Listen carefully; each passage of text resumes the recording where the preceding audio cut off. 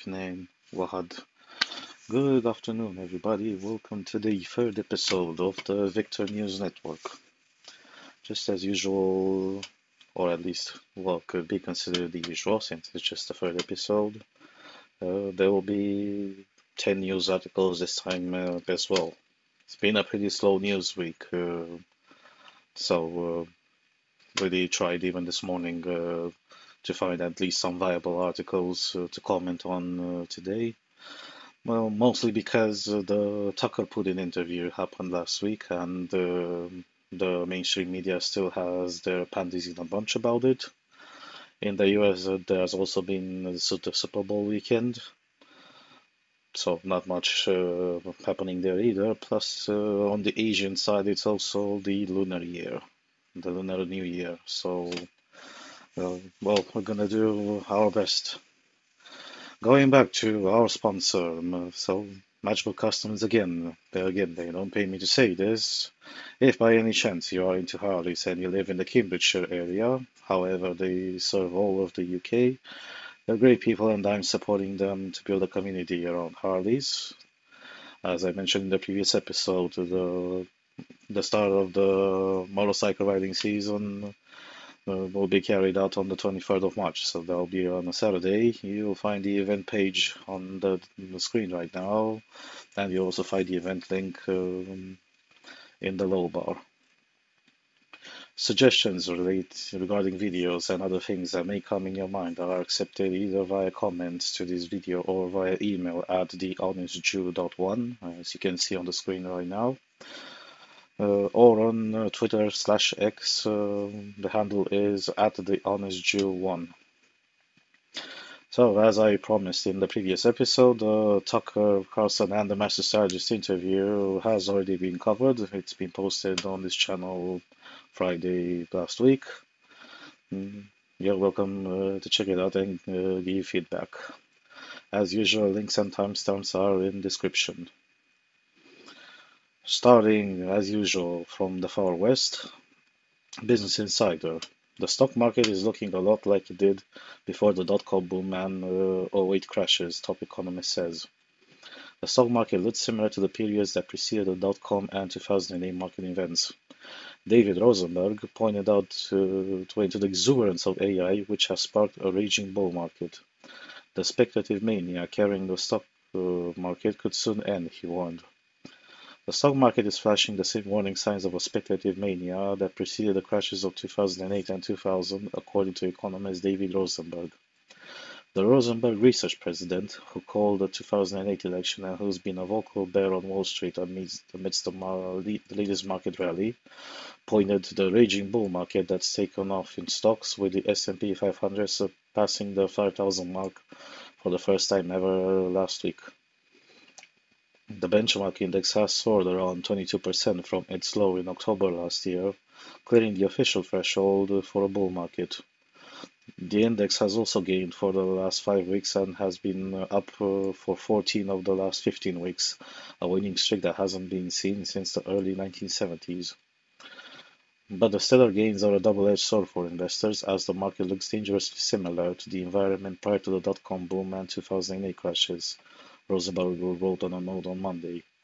With each passing day, this has been the feeling of being a cross between 1999 and 2007. It is a giant speculative price bubble across most risk assets, and while AI is real, so was the internet, and so were the high-flying stocks that populated the Nifty 50 era, he said, referring to the group of 50 large-cap stocks that dominated the stock market in the 60s and the 70s, before falling by around 60%. Other Wall Street strategists have warned of the parallels between today's market and similar stock booms in the past. The hype for artificial intelligence pushed the Magnificent Seven stocks to dominate most of the S&P 500's gain this last year, and a major price correction is on the way as valuations soar to unsustainable levels, Richard Bernstein Advisors said in an October 2023 note. This is the problem when a group of mega-cap concept stocks trade at double the multiple of the rest of the market. The reason is that the higher they are, the harder they fall, and two, there are dangers when too much growth gets priced in, Rosenberg said. Being real in an economic sense does not mean we have not entered a realm of excessive exuberance when it comes to the financial markets, he added, referring to the hype surrounding AI. The outlook for stocks is also shadowed by an uncertain economic picture. Geopolitical risks, recession risk, and the risk that the Fed will disappoint investors hoping for rate cuts aren't being priced into markets at the moment, Rosenberg added. I don't find speculative mania as a turn on, and in my personal finances, I avoid them like the plague. Not that everybody likes to hear that, especially since I missed so much of this rally, but that's how I roll, he said. Rosenberg has warned investors to tread carefully before, given the slew of risks he sees ahead for markets. Previously, he said that the S&P 500 looked eerily similar to 2022, the year the index plunged 20%. That's partly because a recession that few see and few are positioned for is coming for the economy, he wrote in a post on LinkedIn last month. Make no mistake that Mr. Rosenberg is definitely selling his own investment plans through this news article. There is an old saying in the investment industry which goes like bulls make money, bears make money, and the pigs get slaughtered. Uh, what this saying is just trying to convey as a meaning is that, yeah, markets will always follow a cycle of some sort between boom and bust, just as it is in nature.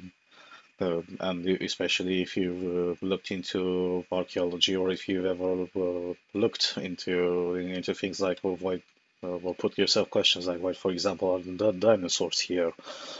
Well, sure, for quite a few millions of years, the dinosaurs were the ones, or more like the reptiles, were the ones that dominated when it came to population and monopoly on resources, and also as a part of the animal population on the planet.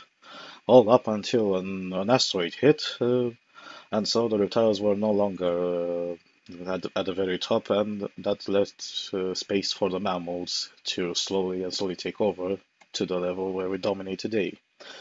It's nothing different well, with these boom bust market cycles either. Although what has been changed since maybe some decades ago, it did follow at least some sort of predictability right now, and not, and especially with government intervention. Yeah, he is actually Rosenberg is actually right from this point of view, is that everything is overvalued, and just as I mentioned at the beginning, he is selling a strategy. Um, and his strategy, just as with everybody else's, they're two sides of the same coin. That's why the saying goes, bulls win and bears win. Sure, they don't win all the time, but if you adopt either one of these two strategies on a sufficiently long time span, you will see that both win in their own way, more or less. The part where pigs get slaughtered is exactly referred to the mania that's surrounding the stock market itself. And sure, while the interest of investment banks or hedge funds is to get as many people to invest, we're going back to the fundamentals here. The stock market isn't exactly for everybody, and also the hedge funds and the stock markets, they're not exactly interested to keep you on certain positions and on certain ideologies. Their main intent at the end of the day is to make money, and in vast majority of cases, the money that they make is based on how much of your money and everyone else's money they play around, and what sort of gains they have. But gains could be in either of two directions. Although this is not a feature of a lot of stock markets. At least in the U.S. stock market, you can do something called short selling, where you're essentially borrowing from from a trading firm, the stock is essentially making you win when its price goes lower, rather than the traditional method when you buy certain shares and then you win when the price goes higher. He's really right about this, and there have been a lot of people that discuss about this tech bubble for a very long time. AI is just the the newest thing when it comes to tech bubble, but the tech bubble has already started forming in a quite a surprising manner. Well, it's essentially ever since 2012, and yeah, but I'm pretty sure part of Mr. Rosenberg's strategy is also to not rely on the Federal Reserve doing interest rate cuts. One of the great reasons why the current stock market is overvalued is simply because yeah, there has been way too much cheap money, and when you get cheap money in such a way, well, one of the best strategies to at least maintain the semi-constant gain would be to invest in stock markets. So you kind of see where this is going. You see, you simply have a very few people that start the trend, and then those few people at their level end up convincing others, telling them that well, we're going to go into technology because you can see the valuations are pretty high. We have all these new companies. That's the reason why you get companies like, for example, Tesla, which in this post-fundamentals world. In the past, if you were to invest in a car company, you would be interested, sure, in things like the total valuation of the company, but also other fundamental things, like, for example, how many cars are they building in a year? If they build many cars, what segments, what market segments do they sell into? Are they more into commercial? Are they more into average Joe civilian stuff, or if they got any military contracts? You're used to looking to things like these because for a simple reason that if you are to hold the stock for a company, even if it doesn't matter how little, how much it is, but the more you hold, the more you are. The whole the such information must be important for you. Uh, and these things used to matter at some point. Well, in the current context, speaking about how lunatic the entire stock market is, well, you have companies like Tesla, which had all sorts of issues over the years. Speaking strictly about car manufacturing, because that's one of their biggest business. Sure, they also make uh, they also make other things like battery packs if you happen to install a solar array. But the most important part of their business are cars. They don't build nearly as much as a company like Ford does. They simply aren't spread out, just as Ford is. They don't have the manufacturing base that Ford does have, and this is just a singular example. And I use this comparison between Tesla and Ford because I can also say about GM, but GM in itself no longer operated in Europe. So this is an example easily accessible to anyone, regardless on which side of the Atlantic they live on. But if you are to look at the valuation comparison, sure, while Ford did lose from some perspectives because even they got caught in this, well, let's make an EV bandwagon. Uh, Simply when you look at their manufacturing numbers, Tesla pales in comparison to to the manufacturing numbers of Ford. But if you simply looked at the market valuations, on the stock market of these two companies, you would believe that that Tesla is some sort of globalized conglomerate. They operate on the seven continents and on the seven seas, which isn't actually true. It's very far from the truth. Unless you live in some islands of wealth. And here we're talking about if you either live in New York City, or you live in California, or if you live in Norway, or if you live in Switzerland, or if you live in Luxembourg, or in Monaco. The the rest of the planet does struggle to afford even a base model Tesla. Well, it's not the case for a Ford. Ford can even build you to this day a simple Ford Fiesta with a three-cylinder turbo engine, and it gets you moving. Plus, plus you had also other fundamental issues. Just as insurance companies finally realized the things that me and other people were saying, is that these are our money sink. That's the reason why I think what was the name of the company? It was a big rental company in the US that suddenly offloaded on the market 20,000 Teslas because they're absolutely astonished on how fast they were depreciating. So yeah, you kind of get the idea. At You get a concentrated look into just one of these reasons why the stock market is as it is today. And also, the current situation doesn't help the rest of the people either. After having seen the what the situation is during the pandemic, and especially after the pandemic, with rising inflation as well.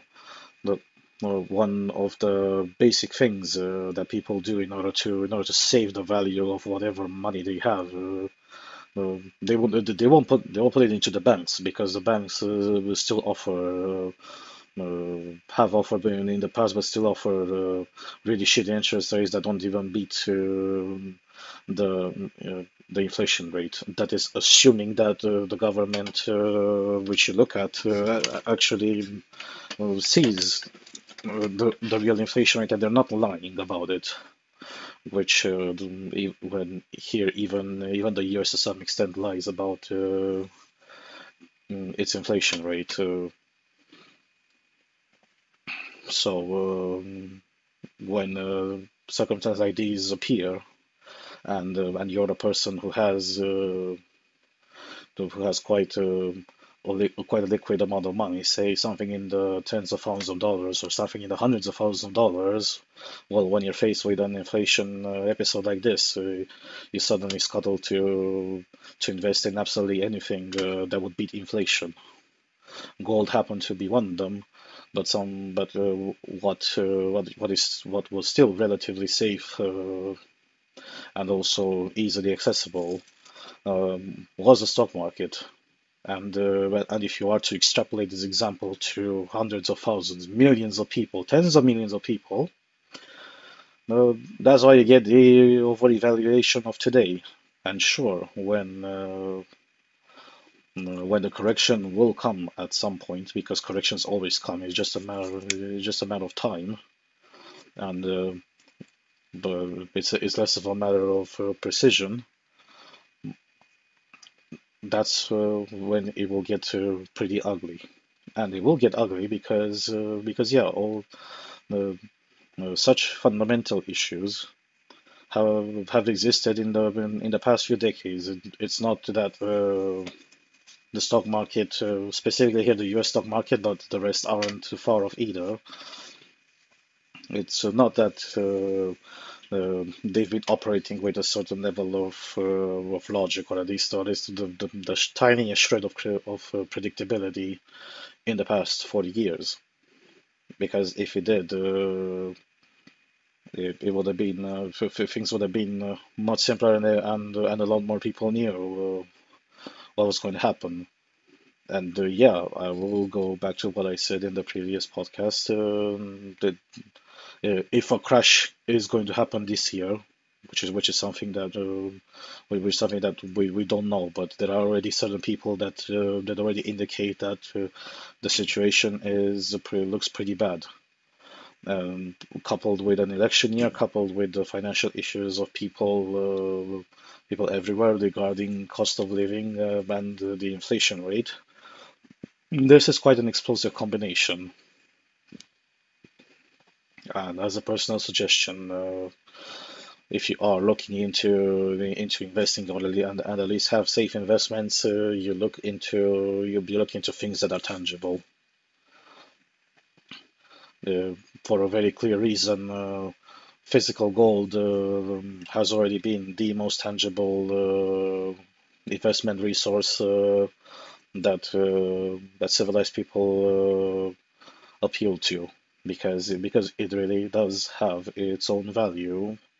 And if you are to look, um, you can simply look on the charts of the price of gold compared to inflation rates. And I'll tell you something. By comparison, if one said individual, if you were to send them in something like 1920s Belgium, and if you were to send the same individual in the 2020s Belgium, and if you gave the person 10 gold bars, more or less with those 10 gold bars, he could afford the same property.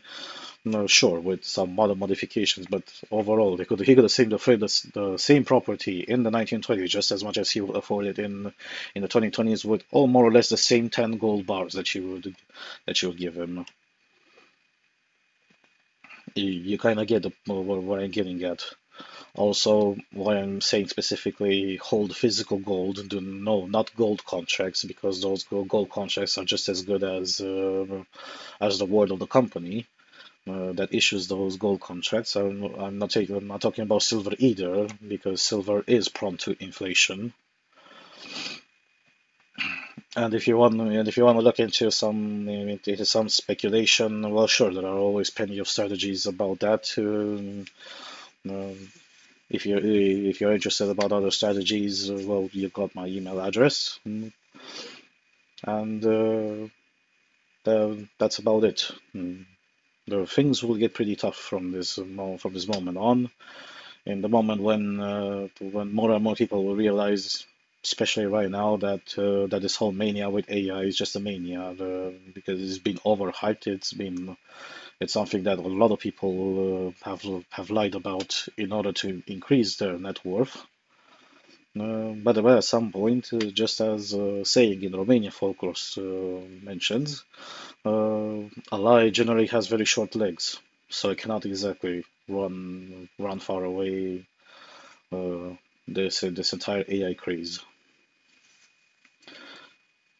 Moving on to the economy being into shit. Business Insider. For Gen Z, a job is just a job. Based. Young employees are unhappier at work than any other generation. Here are two things they want. At 25, Kimi Ganesha isn't where she thought she would be in her career. After a year working as a product manager in Southern California, she was laid off in June. The job was great, but the experience of getting axed shifted her priorities. Now on the job hunt, she isn't messing around.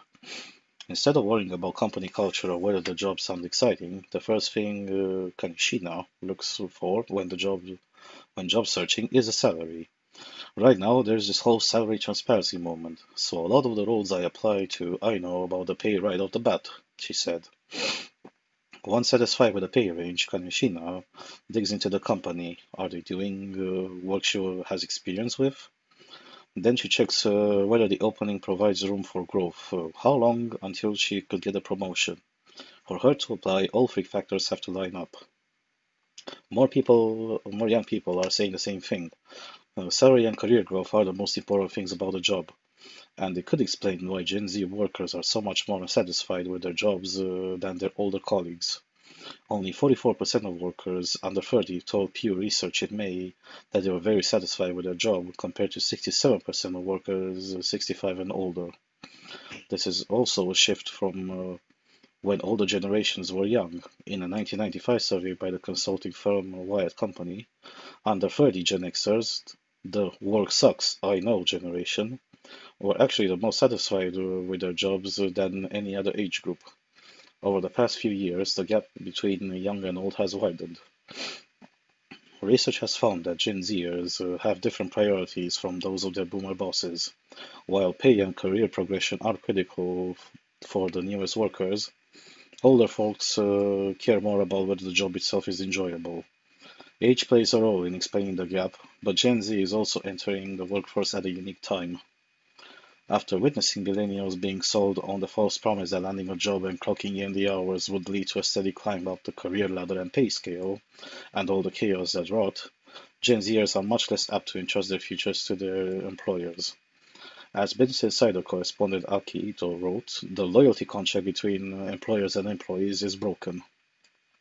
Now, during a time of high inflation and massive student loan debt, Gen Zers are taking their futures into their own hands by prioritizing high pay and progression above all else.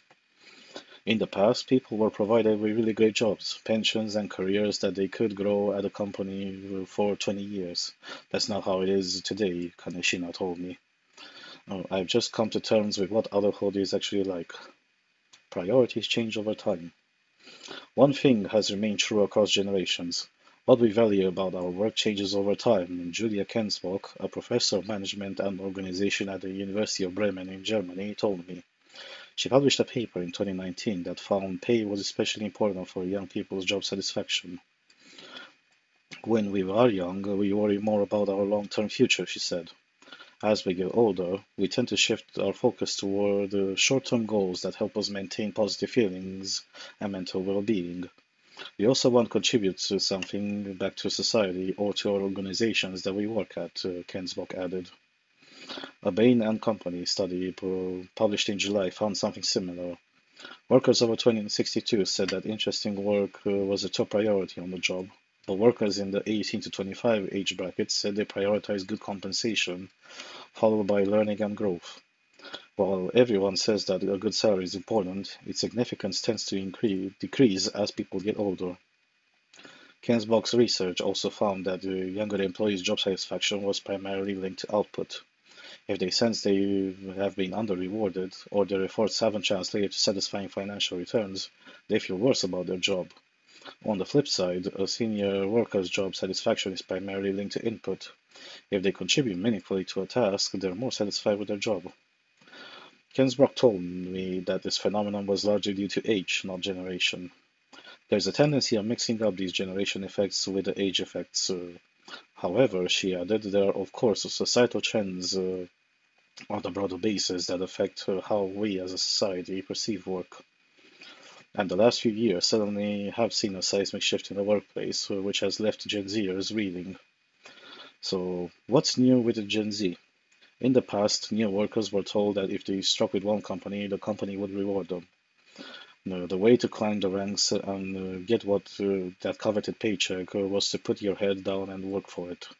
But today, that no longer holds true. Over the past several years, remote work, or the Great Resignation, and the flood of layoffs have shifted how people see their jobs. Employees demonstrate their infidelity to their staff by paying loyal workers on average 7% less than new hires 20 years ago.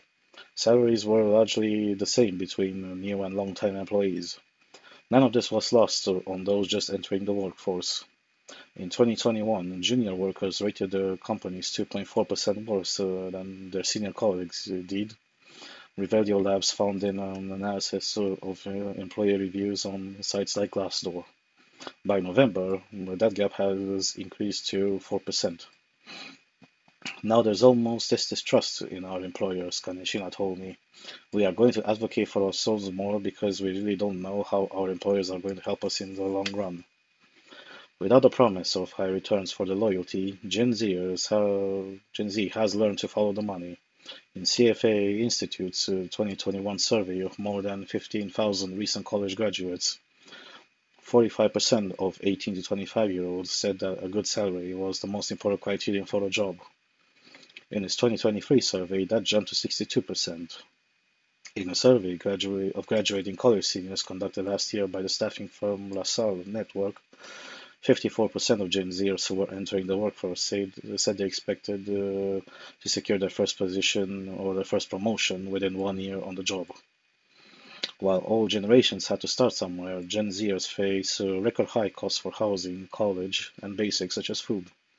For many people, getting a good salary is just a matter of being able to cover costs.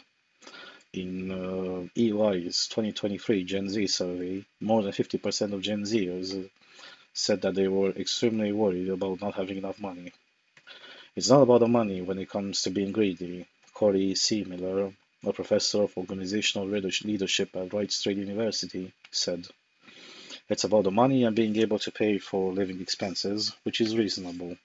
The dollar went a lot further when baby boomers were entering the workforce. It doesn't go as far now. Gen Z is also keenly aware of the long-term financial challenges they face, with many targeting six-figure salaries early in their careers to save up for buying a home and retirement.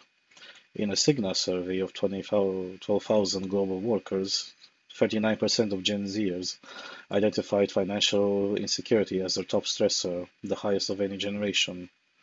They know that later on, choosing a certain career path will have economic impacts that the rest of us didn't have to worry about, C. Miller said.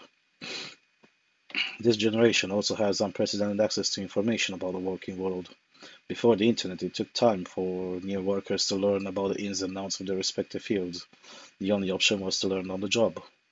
But the influencers on TikTok, YouTube, and LinkedIn have gained hundreds of thousands of followers by sharing tips on how to ace interviews, negotiate salaries, and handle performance reviews. And by watching people on the internet advancing through their careers quickly, young people gain the confidence to pursue that themselves.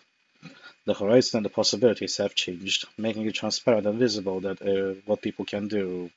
Felicitas Lichtenberg, the global head of diversity and inclusion at the fintech company SumUp, told me. Because of social media and the pressure that teenagers have nowadays, it's so outward facing that this is also impacting what people are looking for in terms of growth opportunities. C. Miller said Gen Z's desire to be promoted shouldn't rub on older generations the wrong way. Wanting to be promoted within a year or two is reasonable for anyone, she said. Older generations have a very short memory because we wanted to be promoted in that period of time too, let's be honest. Not all eggs in one basket. When a raise and promotion didn't hit swiftly, Gen Z is quick to jump ship. In a 2023 survey by Resume Lab, 83% of Gen Zers said they have considered themselves job hoppers, meaning they took a dynamic approach to their careers that often involves frequent job changes. And in a 2022 survey of the payroll company Paychecks, about half of Gen Zers were employed at two or more places, more than any other generation. It's becoming harder and harder with both organizational culture and bureaucracy red tape to be promoted from within, C. Miller said. So what happens is you pretty much force young people to have to leave. For much of Gen Z, a job is just a job. In a Deloitte study from March, only 61% of Gen Z participants said their work was important to their identity. That compared with 86% of their bosses. Kanishina, for one, said she no longer saw work as a core part of her identity. Where I live, people don't necessarily meet you and ask immediately, what do you do for a living, she said. But Gen Zers have lost the passion for what they want to do, C. Miller told me, adding, they might not put all their eggs in the basket. Instead, America's youngest workers are focusing on the two things that will help them be secure in a shifting economy, a salary and upward momentum. Well, that in itself is not a bad idea to focus on first what you get in your hand. That has always been the case, because you wouldn't get into a job, all this bullshit about following your passion and stuff like that. It's just really feel good bullshit at the end, and show and to some extent a form of coping to try to make sense as much as possible from the situation that you're in. And personally, I don't blame the Gen Zers for thinking like this. Money should have always mattered. just because the previous generations, especially starting with the baby boomers, they've suddenly forgot that. But you also have to look at the circumstances. Well, when did money not matter to them? Well, for the boomers, this article is right, saying that the dollar in itself went a much longer way back when baby boomers were young compared to what it is right now.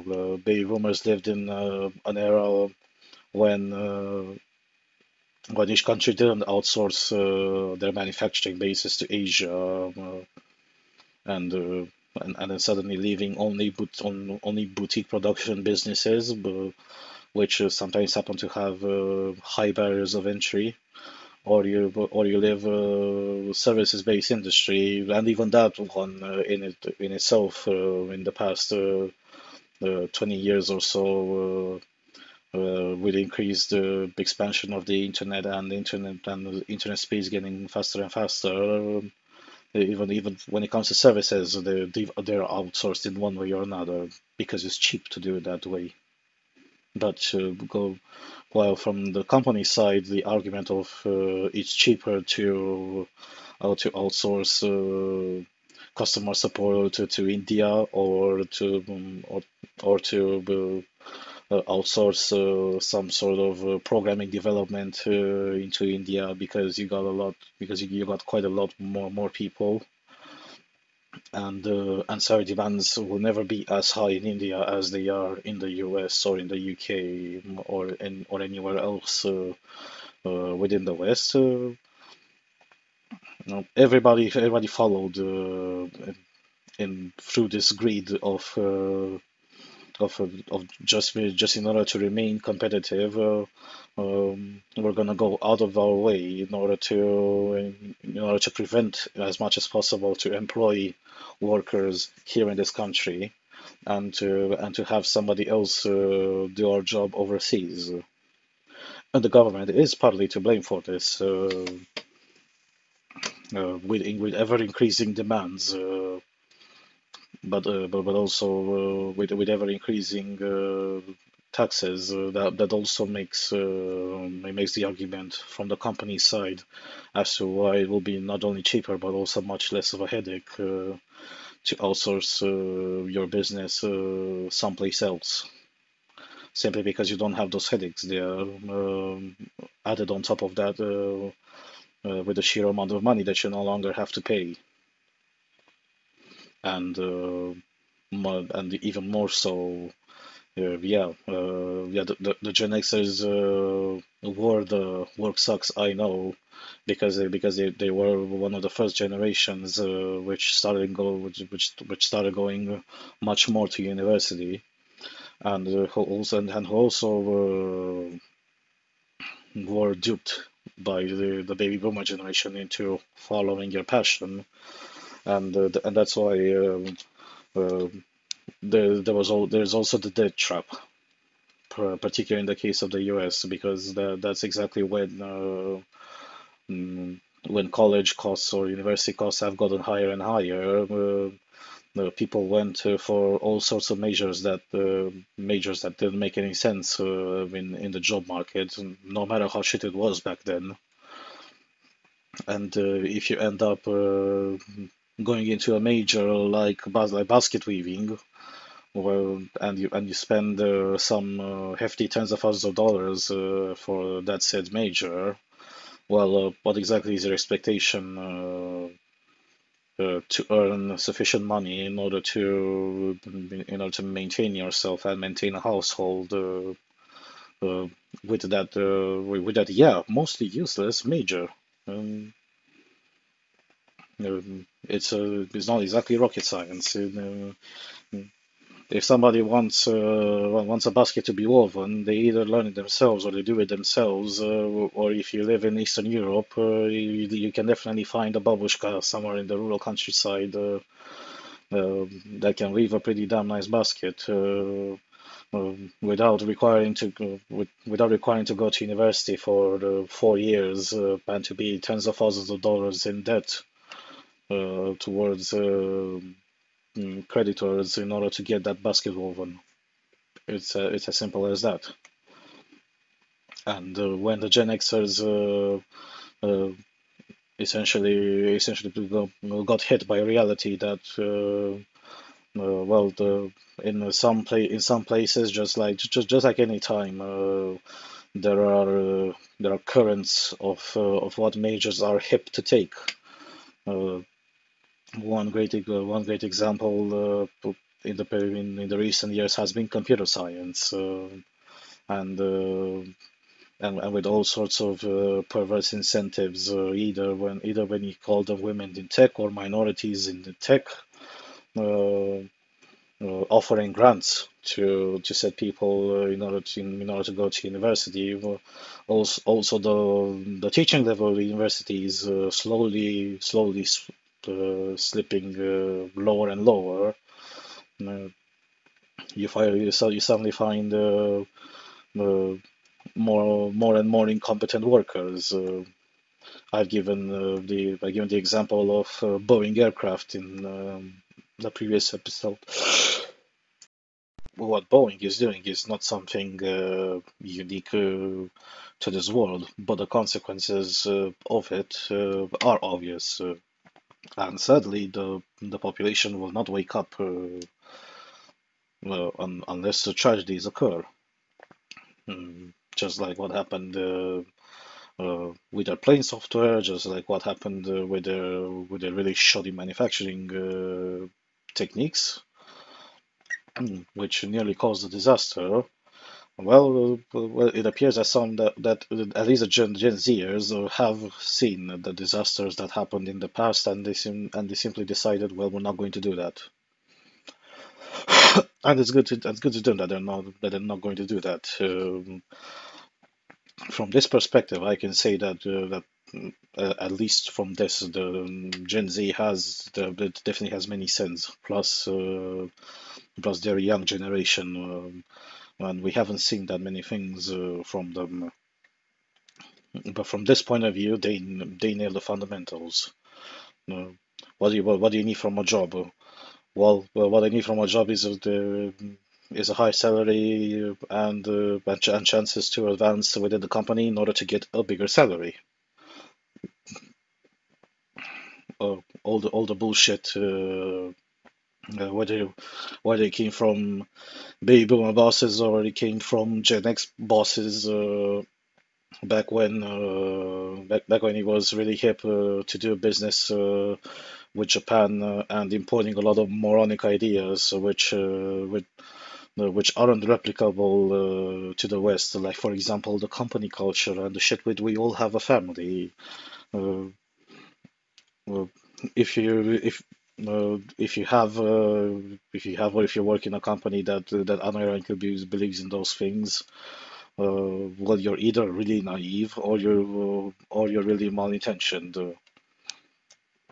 Simply because yeah, for when it comes to Gen Zers, they no longer swallow that bullshit that we're all a family because people don't give a shit about the family and work. When you are at work, you're at work to do a job, and when your time is over and that said job is done, well, you clock out and then you go and look and I'm not going to take care about your life, however that may look like. You go to the gym, you go kiss your wife, you go take care of the kids, things like that. That's it. And the job is not a place to socialize. The job is not a place to form families. The job is a place where where essentially you trade your time for money because that's what it is. And can you and everybody at their base level wants to exchange their time for as much money as possible, depending on their circumstances. As in these past few decades, uh, some people forgot that. Some people had it way too good and never had to bother about these things. And and yeah, no, you cannot fool all the people all the time. And this new generation has finally woken up. the millennials have woken up to some extent, but the moment when they woke up was exactly the moment when financial markets collapsed, and and from their perspective, uh, job security was more important to them, which is why they will be much more available to swallow all the corporate politics bullshit, including diversity, equity, and inclusion, simply because of fear. Simply because of fear, whether it was them or their parents that suffered during the financial crises. We're talking here about 2008. People will make sense really quick about the economic issues post-pandemic, and the real culprit really soon. And can you really blame them? Even the governments are at fault for this. Because we've lost the values within society. The social contract was the very first thing that got broken up. And how exactly are you surprised that when the social contract breaks and you no longer have an intergenerational transfer of resources and knowledge, but knowledge in particular, uh, things like these end up happening. What will be the best thing, and this is what I advise all Gen Zers. Uh, the corporate system is broken. You can try to get inside and to change it, but that's something that takes way too long, and you will definitely uh, not pay enough. So if you really want to get paid as much as possible, and if you want to have a really healthy work-life balance, you start doing contracting work. You look into things like trades or several other sorts of jobs like consultancy of all kinds, because those are the things that which can still offer you some sort of job security, much more than what any other corporation will give you. If any corporation will give you job security, it's not because they want to give you out of their hearts. It's because most of the times the government forces them to. But when it comes to you, say for example, if you go and learn plumbing, or you learn how to clean drainages. Sure, they may not be the most honorable jobs, because you won't be going to work in a suit. Well, you are going to work in a suit, but not the business suit, uh, which you think of. But in the end, you just have to look all around you. Everybody, with so many houses, everybody will need at some point a plumber. Maybe because their sink gets stuck, roots grow into the sewage system. Whether you have to clean septic tanks, things like that. There will always be a constant demand for plumbers, just like there will always be a constant demand for electricians, especially more now than ever, with the increased consumerism of people. How many houses do you remember that they remain the same just as when they were constructed, or at least had very tiny modifications since they were constructed? Well, yeah, but in a house, especially when a new family moves in, or if they inherit the house from some deceased or old relative, uh, that's when they begin investing a lot of money, and that's changing both the electric infrastructure within the house, also add new plugs, add much more different plugs with USB, for example, and generally, the idea I wanted to get to is that knowledge like that will always come in useful, will always be paid for, and is not something that anybody can take out of your mind. Simply put, it's something that provides long-term resilience. And yeah, if you as a generation want to go back to the fundamentals, also go back to the fundamentals from this point of view. The everybody in theory can be HR at the job. If you finish university trying to try the human resources, where you're shit out of luck because even HR in itself will not be something that will exist for too long. Sin- but a plumber, an electrician, a welder, a metal worker, those will always be in demand in one way or another.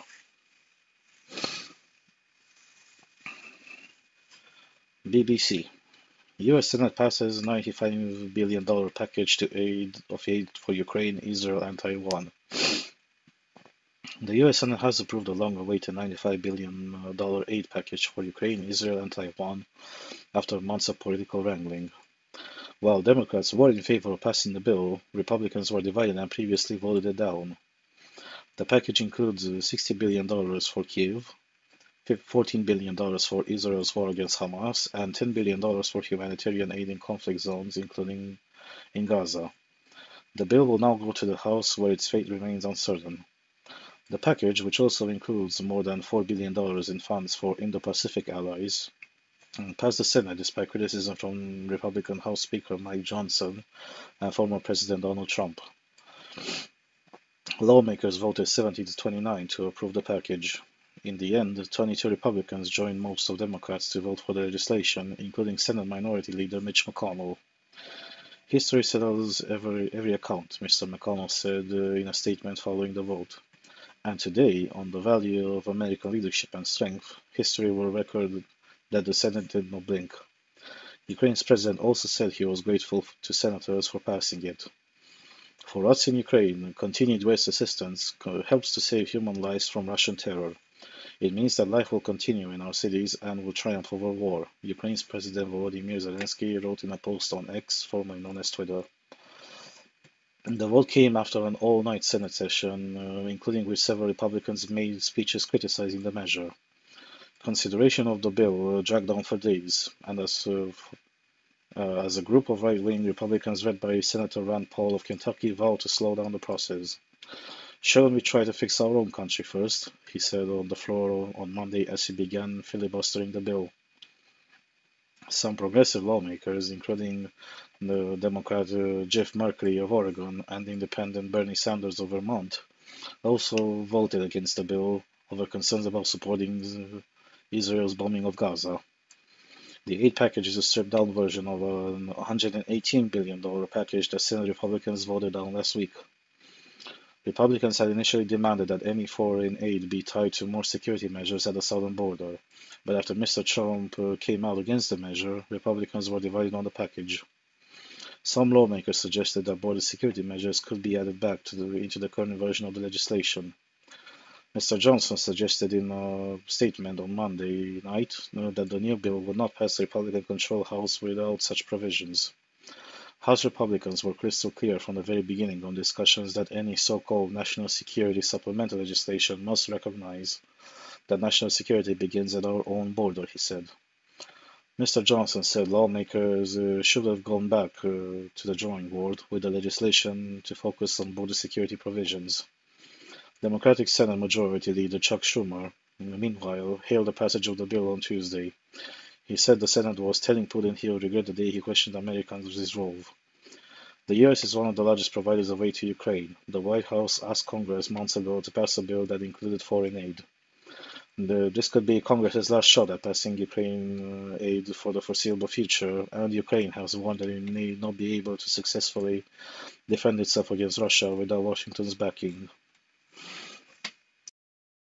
On the topic of border security, I believe that in the previous episode I've been pretty clear about what the real situation is. The powers are in the executive's hands, but the executive doesn't want to do too much about it because it's for both parties a very lucrative deal when it comes to donations. Now, whether this Senate bill may pass in the House, well, I'm currently not exactly sure about it. Uh, as yeah, if they were right and they will strike it down because it doesn't contain any border security provisions, well, it will be delayed for months, just as this one has been. And this article is right. As the competition for the presidency heats up, uh, uh, this may be one of the last bills that will pass regarding Ukraine assistance and assisting others in the near future, at least until November this year, when the election will be settled, and God knows who's going to win. Overall, as this article says,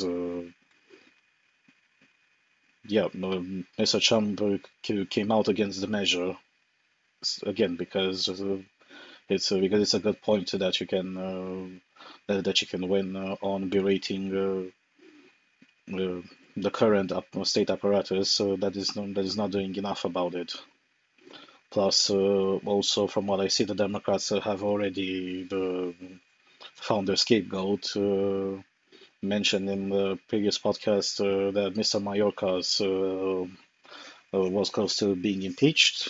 Well, I read just this afternoon that Mr. Mayorkas has already been impeached. So the Democrats will simply shift the blame towards him for not doing enough about the southern border. That's as much as I can say about this. Mm, well, it will remain to be seen whether it will pass the House. Mm, Not exactly sure about it. Um, but at the very least, the well, monetarily, yes, the U.S. is one of the biggest supporters of Ukraine.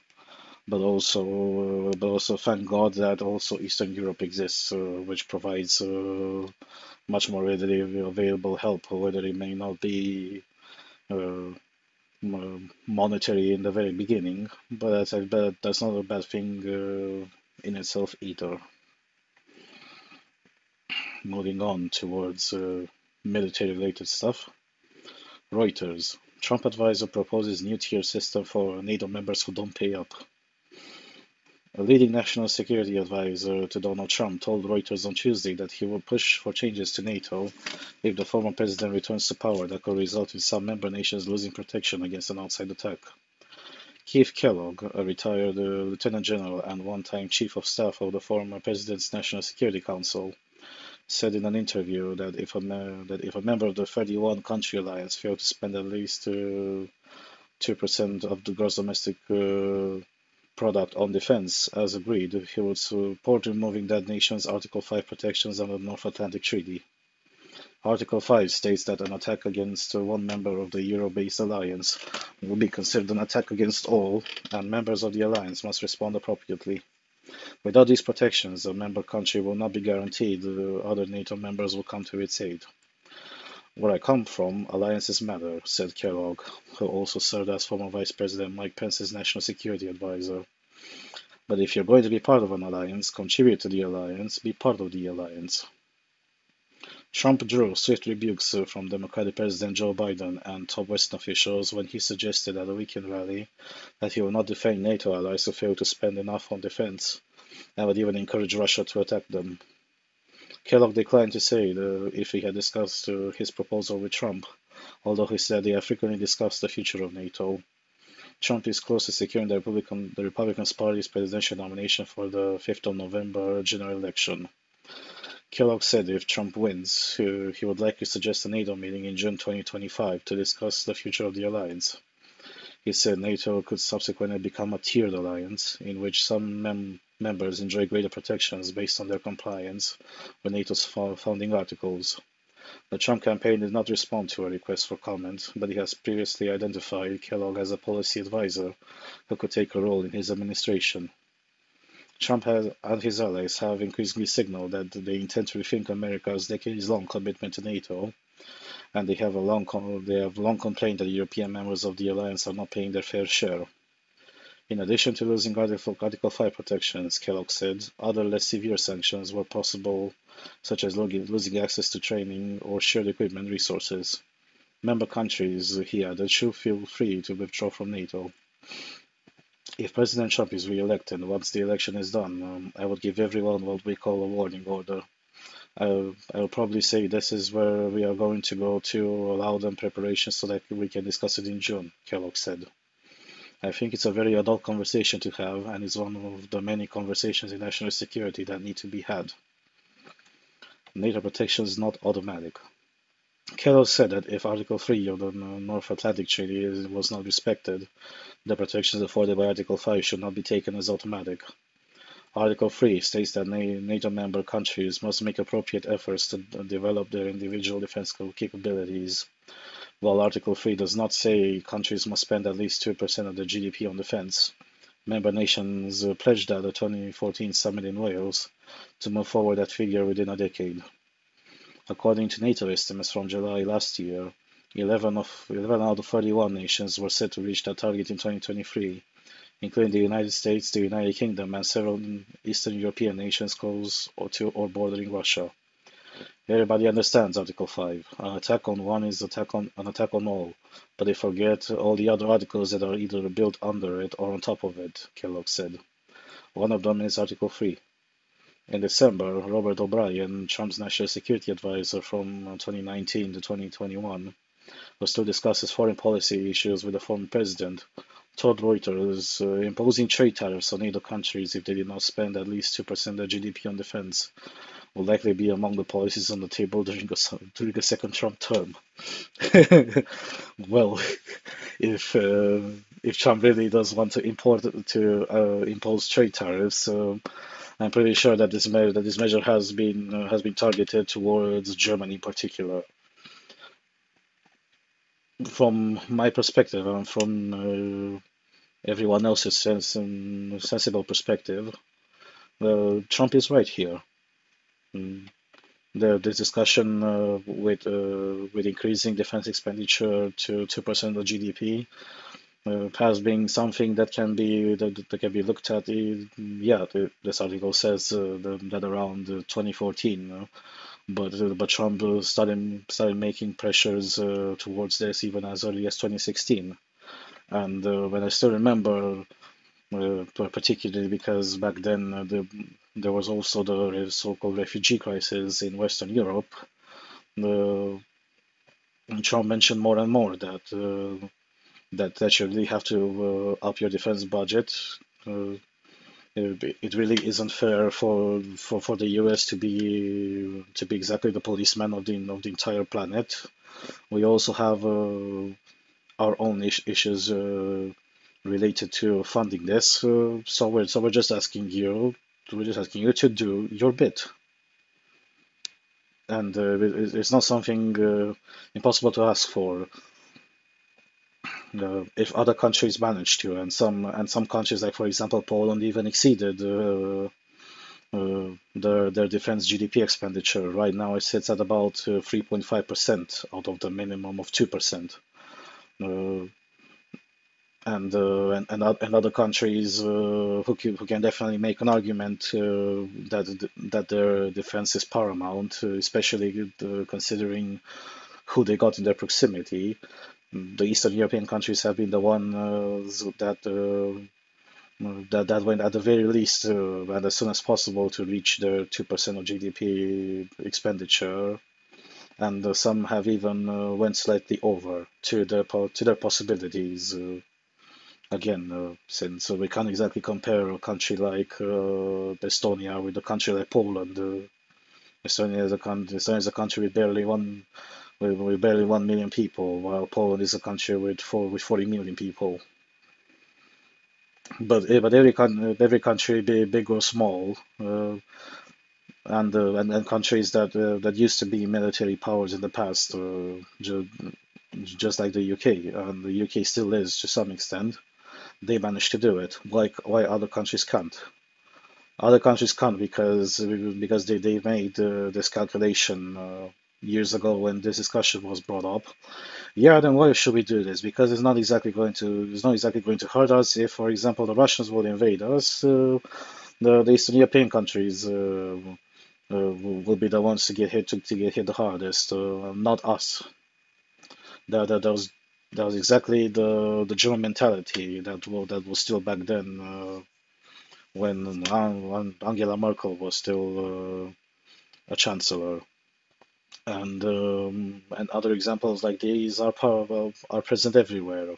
Going back to Germany, just look at the sheer incompetence and mismanagement that Olaf Scholz and the current coalition has showed.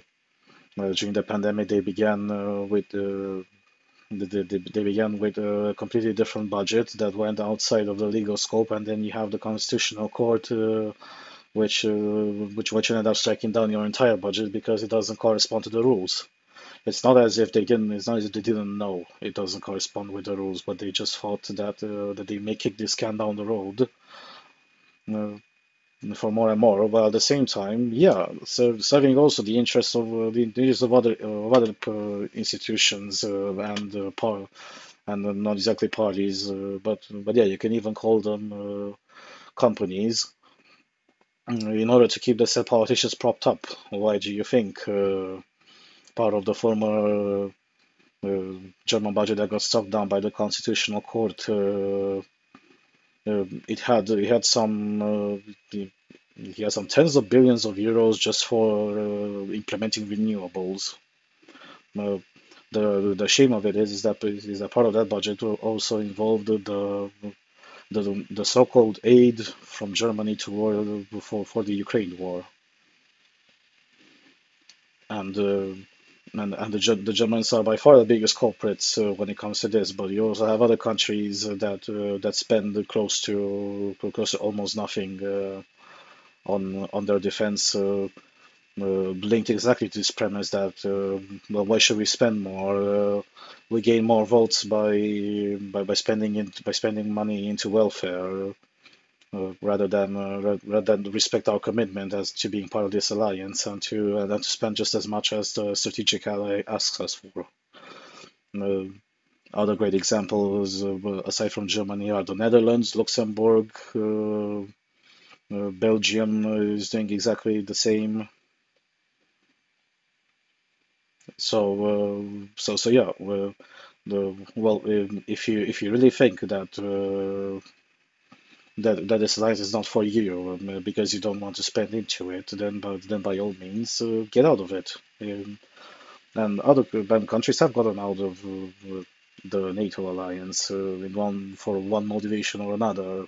France is, for example, a pretty good example of a country that either jumped into NATO, came out of NATO, and jumped into NATO again, only to come out again because of apparent disagreements between them and the strategic partner, how they should be operating each country's navy. So yeah, you either pay up or you lose protection. It's that simple.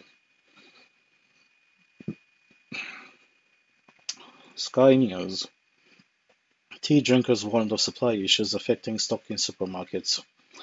The supply problems are believed to be linked in part to the disruption caused by Houthi attacks in the Red Sea, which have been causing shipments to take up to 2 weeks longer to travel. Sainsbury's is warning that shoppers that nationwide supply problems could lead to a shortage of black tea on the shelves of UK supermarkets. The supply problems are believed to be linked in part to disruption caused by Houthi attacks in the Red Sea and affect just one supermarket tea supplier. A sign in one Sainsbury's shop said, "We are experiencing supply issues affecting the nationwide supply of black tea. We apologize for any inconvenience and hope to be back in full supply soon." Sainsbury's was contacted to comment. The issue is likely to impact some stores across Britain, but is expected to be temporary with minimal impact on customers. Andrew Opie, Director of Food and Sustainability at the British Retail Consortium, said, "There is temporary disruption on some black tea lines, but the impact on consumers will be minimal as retailers are not expecting significant challenges." Freight shipments from Asia and East Africa, with China, India, Sri Lanka, and Kenya, where around three-quarters of tea is produced globally, have faced major disruption over the past 2 months due to attacks in the Red Sea. Violence by Houthi fighters in the region caused most shipping firms using the key trade route, which heads towards the Suez Canal, to redirect shipments around the Cape of Good Hope at the foot of Africa. This typically adds between 10 to 14 days onto shipment times, as well as increased costs for shipping firms. Sky News contacted DEFRA, which is the Department of Environment, Food and Rural Affairs, in late December about reports that tea stock may take a hit due to Red Sea disruptions. A DEFRA spokesperson said, "The UK has various trading partners for tea, and this product has a long shelf life, making import sources diverse and supply resilient to Red Sea shipping issues. Therefore, we do not anticipate shortages of tea." Joint strikes from the US and the UK have been launched on the Yemen-based Houthis in recent weeks in a bid to stop the recent wave of attacks. The US and Britain launched a wave of strikes against 36 Houthi targets in Yemen at the start of this month, marking the third time the Allies conducted a large joint operation to strike Houthi weapon launchers, radar sites, and drones. But the Houthis have continued conducting missile and drone attacks against commercial and military ships transiting the Red Sea and the Gulf of Aden. Well, even though in itself this article is sort of funny, the British running out of tea. Um, Overall, the situation still looks pretty serious. Well, yeah, the black tea does have quite a long shelf life, and is not exactly an issue to send all the cargo ships across the Cape of Good Hope. They will at some point reach their destination, even though it is more expensive. It's worth to evidence here the absolute abnormality of the entire situation. We just heard of this tea shortage because this is way too obvious to ignore. And while yeah, it's a single supplier, but when it comes to disruptions in the logistics networks to this level, but particularly during transportation, it takes months for the industry to readjust. And just as I said, this shortage has been covered because it's the most obvious one. It's been seen by everybody in this country that drinks tea. There are quite well the people who do that. But when you look at what's not being discussed about, there are how many other types of shortages and other types of really extended waiting times end up happening because you simply have some donkeys in the desert armed with rockets who are really testing the limits of the fighting on territory before they find out the F around part. And it appears that they're still not calming down.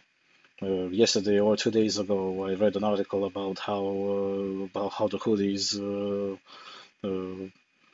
shot a few rockets at a bulk carrier, which ironically was bringing grains from Brazil in order to be shipped to Iran, essentially hurting directly their biggest sponsor. These people have absolutely no idea what they're doing, but their aim is pretty clear. They assume that every sort of civilian cargo ship that traverses the Gulf of Aden or the Red Sea is essentially a target because there is no way for them that they can verify or whether that if that ship goes to Israel or not. We've known this for quite a while. So my question still remains: how long are we willing to tolerate this up until we can resort to the answer, which has always been proven to be effective?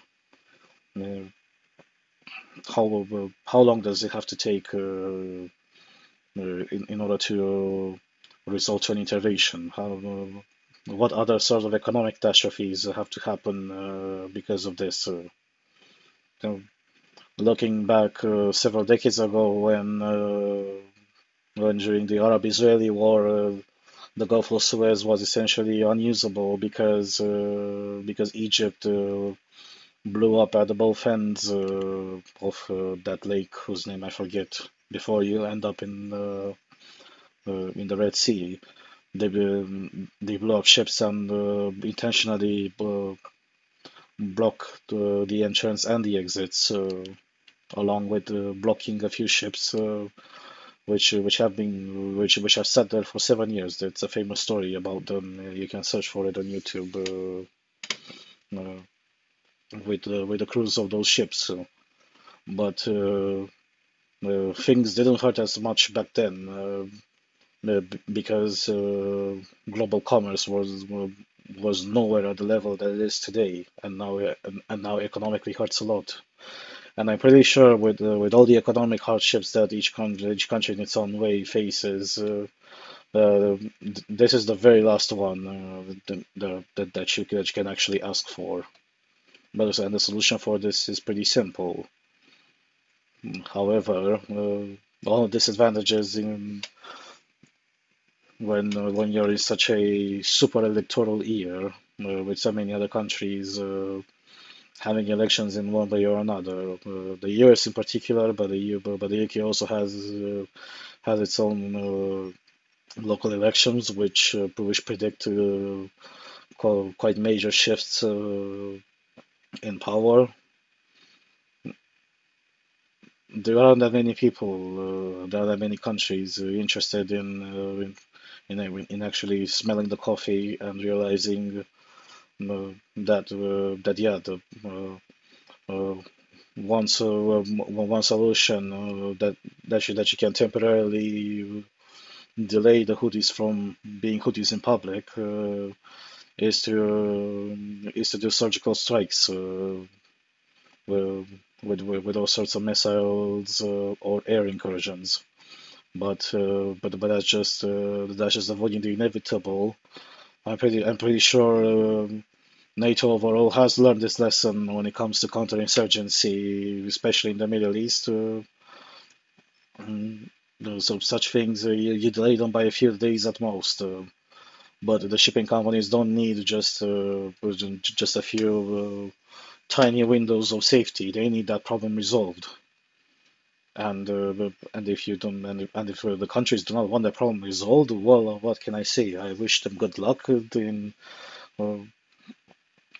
they'll become more uncompetitive than they actually are, simply because what used to be cheap coming from Asia will no longer be cheap because insurance costs for ships have skyrocketed, and also delivery times have skyrocketed compared to what the normality used to be.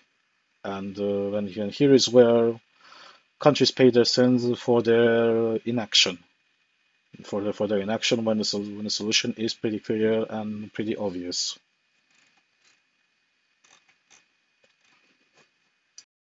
At least when it comes to Asia, a piece of good news. Political. EU proposes sanctions on Chinese firms for helping Russia. Brussels wants to sanction companies in mainland China for the first time, and other countries, as war in Ukraine nears the 2-year mark. The European Union is for the first time planning to sanction companies in mainland China and in other countries, including Turkey, India, and Serbia, for helping Russia circumvent sanctions and buy dual-use goods, several diplomats told Politico's Brussels playbook. Since Chinese President Xi Jinping and Russia's Vladimir Putin declared the no-limits friendship between their dictatorships, reports, including this political investigation, have piled up about how China is helping Russia's illegal invasion of Ukraine. Brussels is now preparing to sanction 4 Chinese entities which it believes are helping the Kremlin buy European dual-use goods, according to a draft of the proposal. 2 senior diplomats confirmed the plans to playbook, which were earlier reported by Bloomberg. The bloc wants to finalize the 13th package of sanctions against Russia before the 24th of February, which will mark 2 years since Putin ordered a full-scale invasion of Ukraine. The European Commission has also urged national governments to take concerted action and to toughen sanctions enforcement. EU Council President Charles Michel served notice to Xi Jinping at the Beijing summit in December that Europe had compiled a list of companies suspected of supplying dual-use goods that can have both military and civil uses to Russia. If EU countries agree to include the four names in the bloc's dual-use sanctions list, European firms will be banned from dealing with these companies. Playbook first reported on plans to sanction several Chinese companies that aided Russia's war machine last year. Who else is on the list? Also on the list are one company in Kazakhstan, one in Thailand, one in Turkey, one in Sri Lanka, one in India, and one in Serbia, as well as 11 more entities in Russia, for a total of 21 new listings. In an effort to stop Moscow's war economy from making drones, tanks, and guided missiles, the EU and G7 allies have banned their own companies from exporting dual-use goods such as microelectronics or even ball bearings. But intermediaries in other countries such as the United Arab Emirates, Serbia, Kazakhstan, and China quickly popped up to sell suspiciously large amounts of those European products onto Russia. The research by the sanctions teams at the KSE Institute, think tank attached to the Kyiv School of Economics, found that companies in China and Hong Kong were now the most important intermediaries for shipments of battlefield technology subject to Western sanctions. It was US companies, however, that led the list of original manufacturers. But the EU has so far shielded away from directly singling out China, as EU countries such as Germany urge Brussels to scrap plans to sanction third countries that help Russia. I wonder why. Well, under this new proposal, the EU would only sanction particular companies that are actively undermining sanctions. It will still be the very first time the EU openly targets companies in mainland China. That is, if the 27 EU governments agree on the new package of sanctions this week. Diplomats from the EU member countries discussed the plan at the so-called RELEX meeting on Monday. Permanent representatives will seek to agree on the list on Wednesday.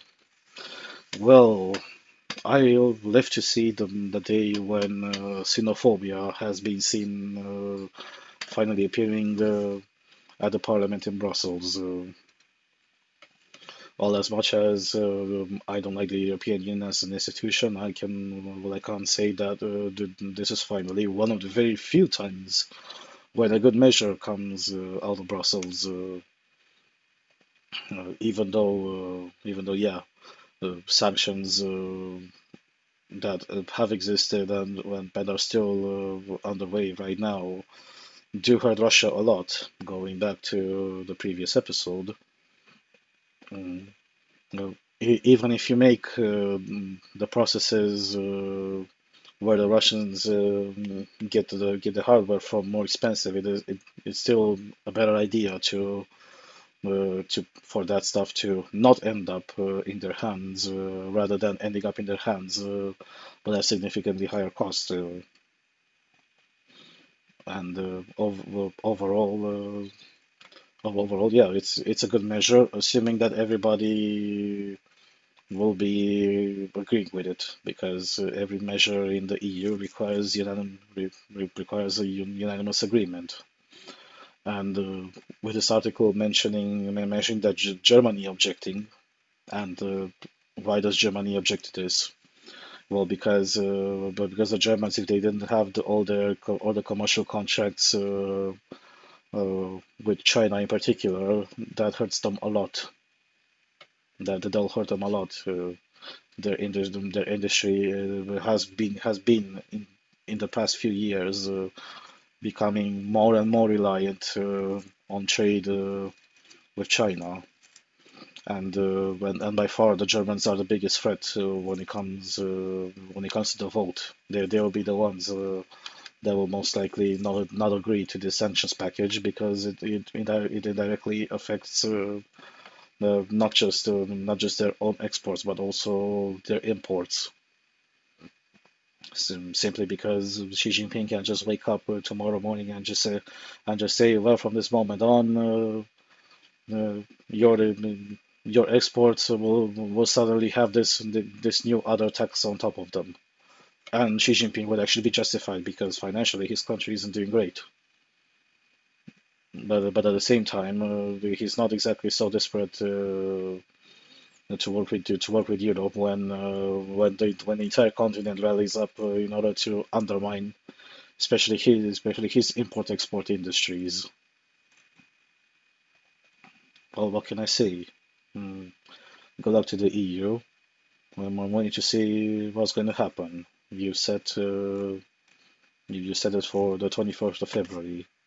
So that means 10 days from now, since it's being recorded. There's a high possibility that we will comment on this, depending on the way the vote is going. The National. Texas A&M University to shut Qatar campus over Middle East instability. Texas A&M University voted to begin shutting down its international campus in Qatar because of heightened instability in the Middle East. The Qatar campus will close by 2028, the university said on Thursday, following a vote by its Board of Regents. Texas A&M, with a presence in Qatar since 2003, is one of the 6 universities in Qatar's education city that is operated by the Qatar Foundation. Others include Georgetown, Northwestern, Cornell, and Carnegie Mellon. The board has decided that the core mission of Texas A&M should be advanced primarily within Texas and the United States, Chairman Bill Mahomes said. By the middle of the 21st century, the university will not necessarily need a campus infrastructure 8,000 miles away to support education and research collaborations. Funding to U.S. colleges from foreign countries, including Qatar, has recently been under scrutiny in Congress as legislators investigate rising anti-Semitism in U.S. college campuses since Hamas's October 7 attacks on Israel. Qatar Foundation reacted on Friday morning, saying the decision to buy Texas A&M was influenced by disinformation campaign aimed at harming the interests of the foundation. In the recent weeks, a global anti-Semitism watchdog claimed that the relationship between Texas A&M and Qatar could make advanced nuclear and weapons-grade technology available to countries hostile to the United States. Texas A&M and the Qatar Foundation denied the claims. It is disturbing that this disinformation has become the determining factor in the decision, and that it has been allowed to override the core principles of education and knowledge with no consideration to the significant positive impact that this partnership has brought for both Qatar and the US, the Qatari Foundation said in a statement. It is deeply disappointing that a globally respected academic institution like Texas A&M University has fallen victim to such a campaign and allowed politics to infiltrate its decision-making process, they added. Reacting to the news on Friday, several sources at Texas A&M University in Qatar and the Qatar Foundation said they were taken by surprise by the decision, given that no communications were raised ahead of the board's vote. We were under the impression that top management was in constant communication, and we didn't hear once that the board in College Station, Texas, were ever going to vote about the Qatar campus, given that their contract with the Qatar Foundation was extended until 2033, a source from the Qatar Foundation told the National. Sources said senior management at Qatar Foundation and Texas A&M University in Qatar had clarified in statements the absurdity of claims made by the Institute for the Study of Global Anti-Semitism and Policy regarding nuclear research at the Qatar campus. Texas A&M in Qatar teaches only courses in chemical, electrical, mechanical, and petroleum engineering. Contrary to what these articles have implied, no nuclear technology, weapons/defense, or national security research is conducted at this campus, nor does the Qatar campus have any connection to nuclear reactor research done in Texas or the Los Alamos National Lab, Texas A&M University Mark A. Welsh said last month. Former Qatari Prime Minister Hamad bin Jassim bin Jabr Al Thani suggested the move was linked to Qatar's attempts to mediate a ceasefire in Israel's war in Gaza. Unfortunately, some malicious rumors, whose source and bad goals we know, were exploited to punish the state of Qatar for standing with the truth because it was an honest mediator and on behalf of any party to help besiege people and stop a war of genocide, he wrote in a post on X, formerly Twitter. What is regrettable in this corrupt mixing between the educational mission and political purposes in a short-sighted manner that does not serve the relationship between the United States and the Arab world, he said. Rather, it fuels the differences that we hoped and still hope that education and development will help overcome and remove all causes of disagreement and hate. Well, hold on.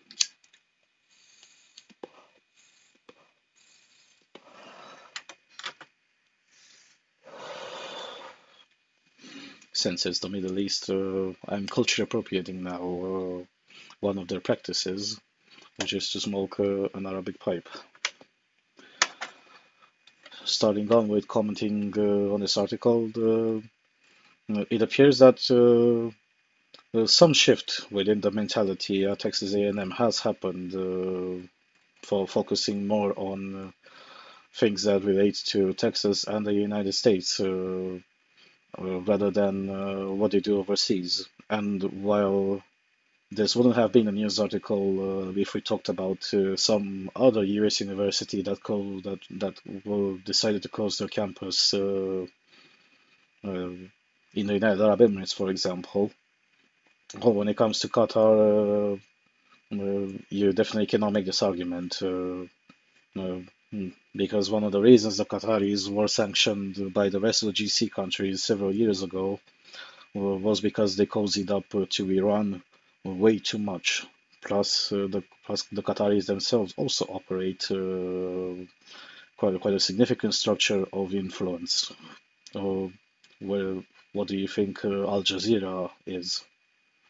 And Al Jazeera is something that's watched by almost every Arab in the Middle East and North Africa, and also quite a lot of other Arab-speaking people that find themselves wherever else in the world. And yeah, that's that's a pretty big agent of influence from which stems from Qatar. It's no secret whatsoever, and it's not just the Al Jazeera Foundation. You also have others. Where do you think the top brass of Hamas lives in? They live in Doha. They live in Doha, and they're billionaires in Doha. They live like kings there. So when uh, so when the Prime Minister Afani comes and say that we were honest mediators and on behalf of any party, well, sorry, but here nobody's going to believe you. Knowing your deals with Iran and also how you're hosting all the Hamas's top brass, no, it just simply isn't like that. You're not exactly tricking anybody. No, but and while sure, mm, this thing with Qatar not getting access to nuclear research, that's most likely true. But there have been other justifications and other backroom deals related to this, and without any doubt, some anti-Semitism was disseminated from from the Doha campus all the way to the campus in Texas. I wouldn't exactly be surprised that that'll be the case. And here you got to understand how such overseas campuses function, as I've been part of one. Uh, mm, Certain countries, well, generally any country on this planet, can simply negotiate and acquire a charter from a US university or even a UK university if they're up to do such a thing. And sure, they can buy a charter, which also gives them the possibility of accessing the course material and also the entire education apparatus of the said university in the country or in the city where the said government or said foundation, Qatar Foundation being one that's 100% supported by the state as an NGO,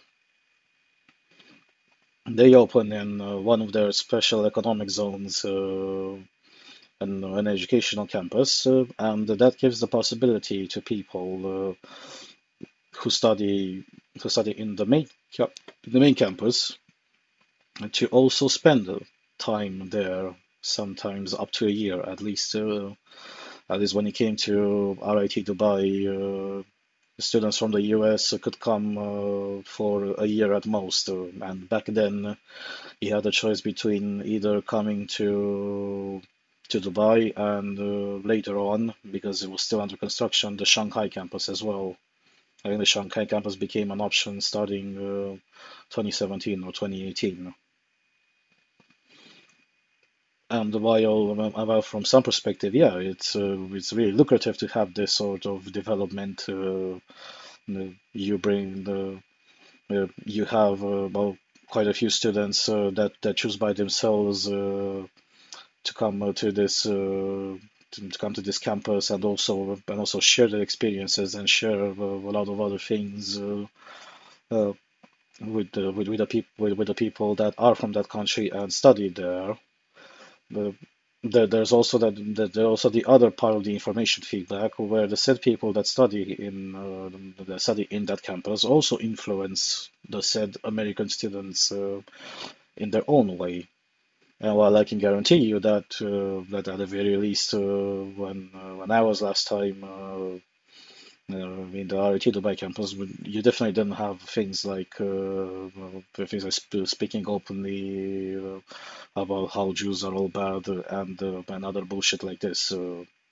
But I can guarantee on that point because back then the campus used to be really small. We were in total about 400 students, and the vast majority of them were studying all sorts of engineering courses.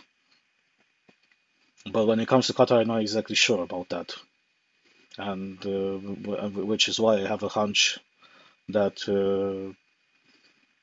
that at least the board of Texas A&M knew something before taking this decision, even though they either found out themselves through investigations and other interviews carried internally, or whether the government told them about such things. It wouldn't exactly be too far-fetched for the government to say, well, you know, there have been some protests, as you remember, in your campus or around your campus, and you have this guy, this guy, who have been who have been some time ago students at the campus in Qatar. And how does it happen that they're all openly and violently anti-Semitic? There, there's exactly no obligation from the part of Texas A&M. Yeah, whether they extended the charter up until 2033. Well, what can I say? It's not like universities in the US lack the sufficient money in order to in order to pay for any potential losses of the said foundation that bought the charter for quite a hefty sum of money in the past, and yeah, if the Qatar Foundation wanted to avoid this, and I'm pretty sure they did not exactly have a motivation to avoid this because to them this is a nothing burger when there are other much bigger plays carried out and especially when it comes to them in particular at the end of the day in the situation that they put themselves in, they were the ones that chose the side. Well, now that you chose a side and you don't want you don't want to budge too much about it, suit yourself.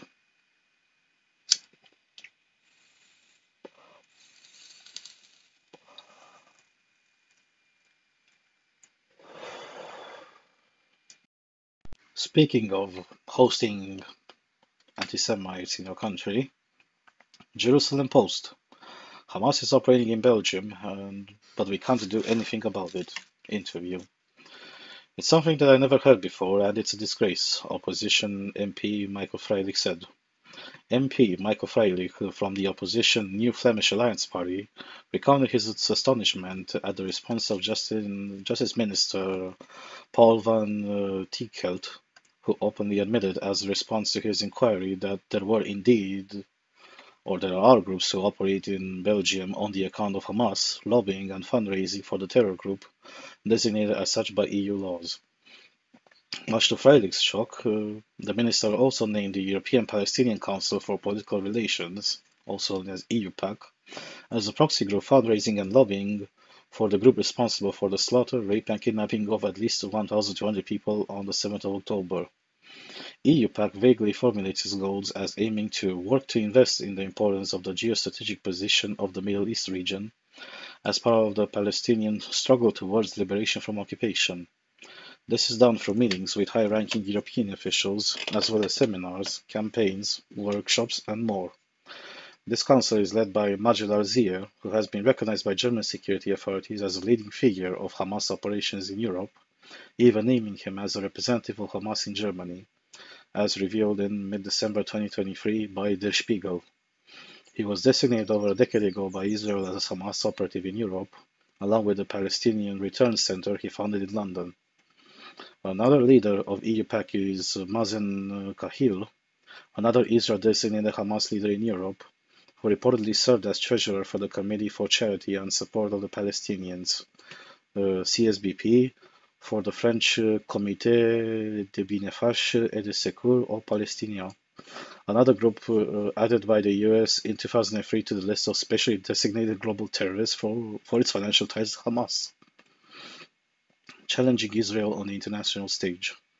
Dr. Ehud Rosen, a researcher at the Institute for National Security Studies, specializing in political Islam, adds that in parallel to its military efforts, Hamas and its Islamist global support networks are engaging in a wide-ranging effort to challenge Israel's standing on the international stage, carried out through a comprehensive framework of civil society groups.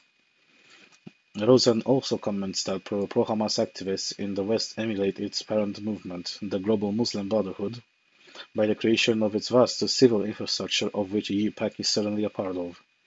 In other words, even Tiekelt signaling out of EUPAC as a Hamas arm is correct. That would mean that the Council serves as part of Hamas' civil wing, a sophisticated mechanism working in parallel to the more widely known military and political ones. Friedrich is not sure why the minister decided to name an organization, questioning whether it was intentional or just a slip of the tongue, also adding that there are even more organizations active in the country that are known to the government and its secret services, though they were not named within Van Tiekelt's response. But that was not the end of it. The minister also added that dissolving these groups is not simple according to Belgian law. Friedrich is furious. The legal procedure may take months or even years in our country.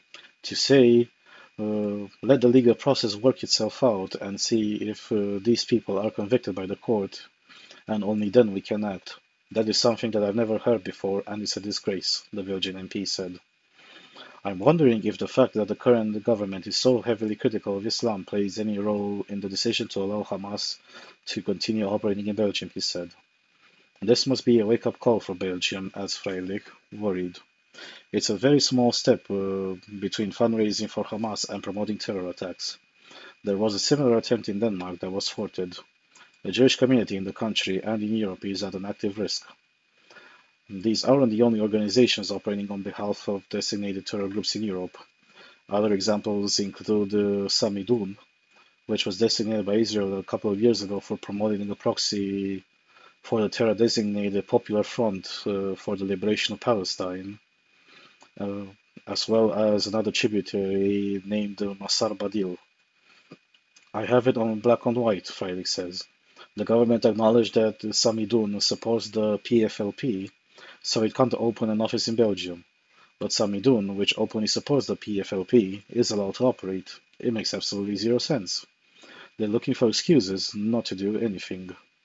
The Belgian MP claims that there are enough legal procedures that can be taken into account, even if the dry law can provide an impediment.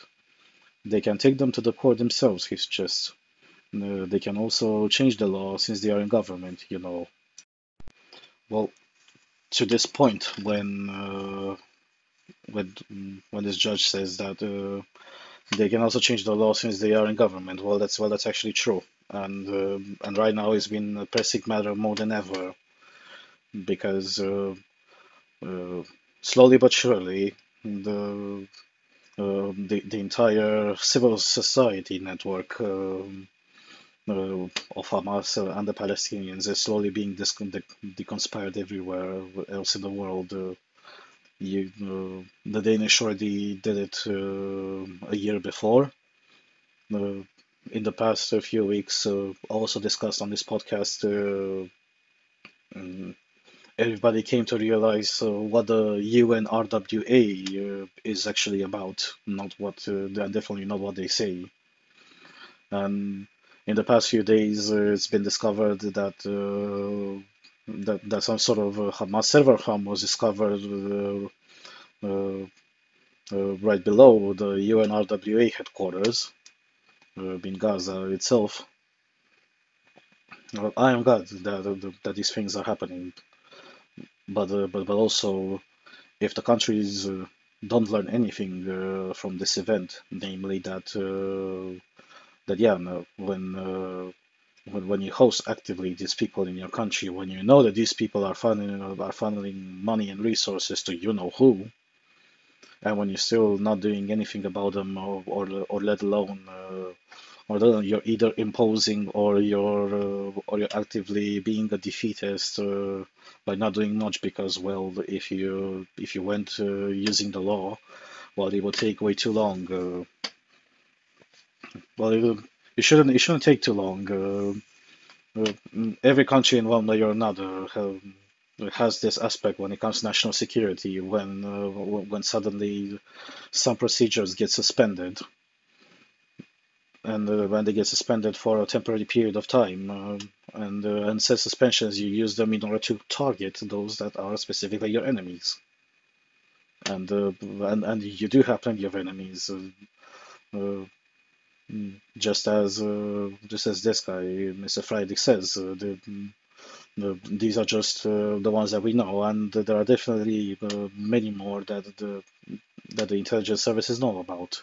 Well, if you know about them and if you know what they're doing, and in the current context, the way it is, what exactly are you waiting for?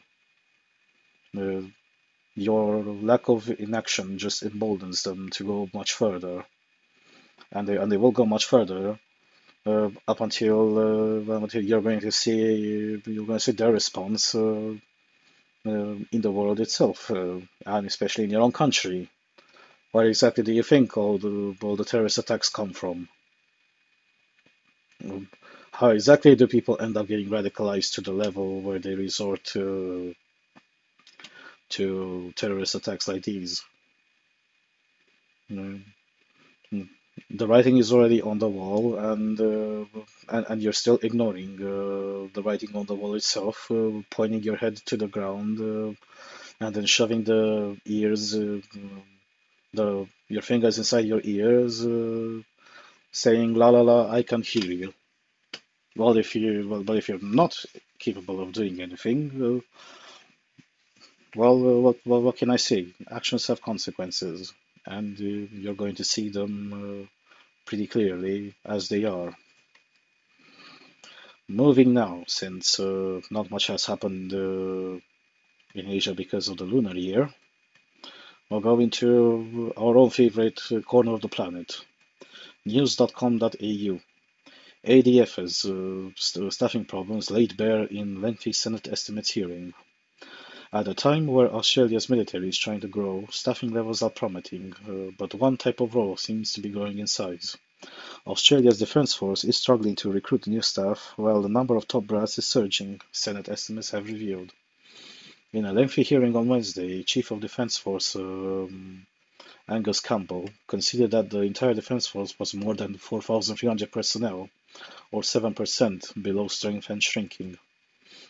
The force's authorized strength is 62,735 staff, and the federal government has set an ambitious goal of boosting that by 18,500 people by 2050.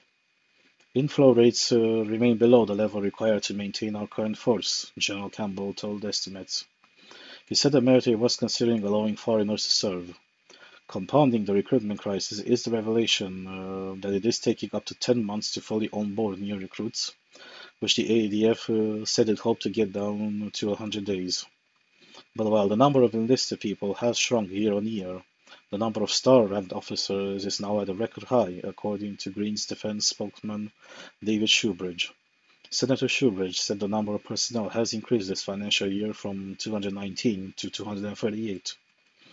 Questioning General Campbell and defense officials, Senator Shoebridge asked why Australia has something like 5 times as many generals to troops as the United States and 4.5 times as many star officers to troops as the United Kingdom.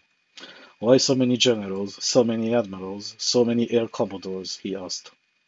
Defense officials said the ratio of senior officers to troops across the exercises hasn't changed, but what changed was a very significant expansion in the complexity of the roles and responsibilities across the entire defense force.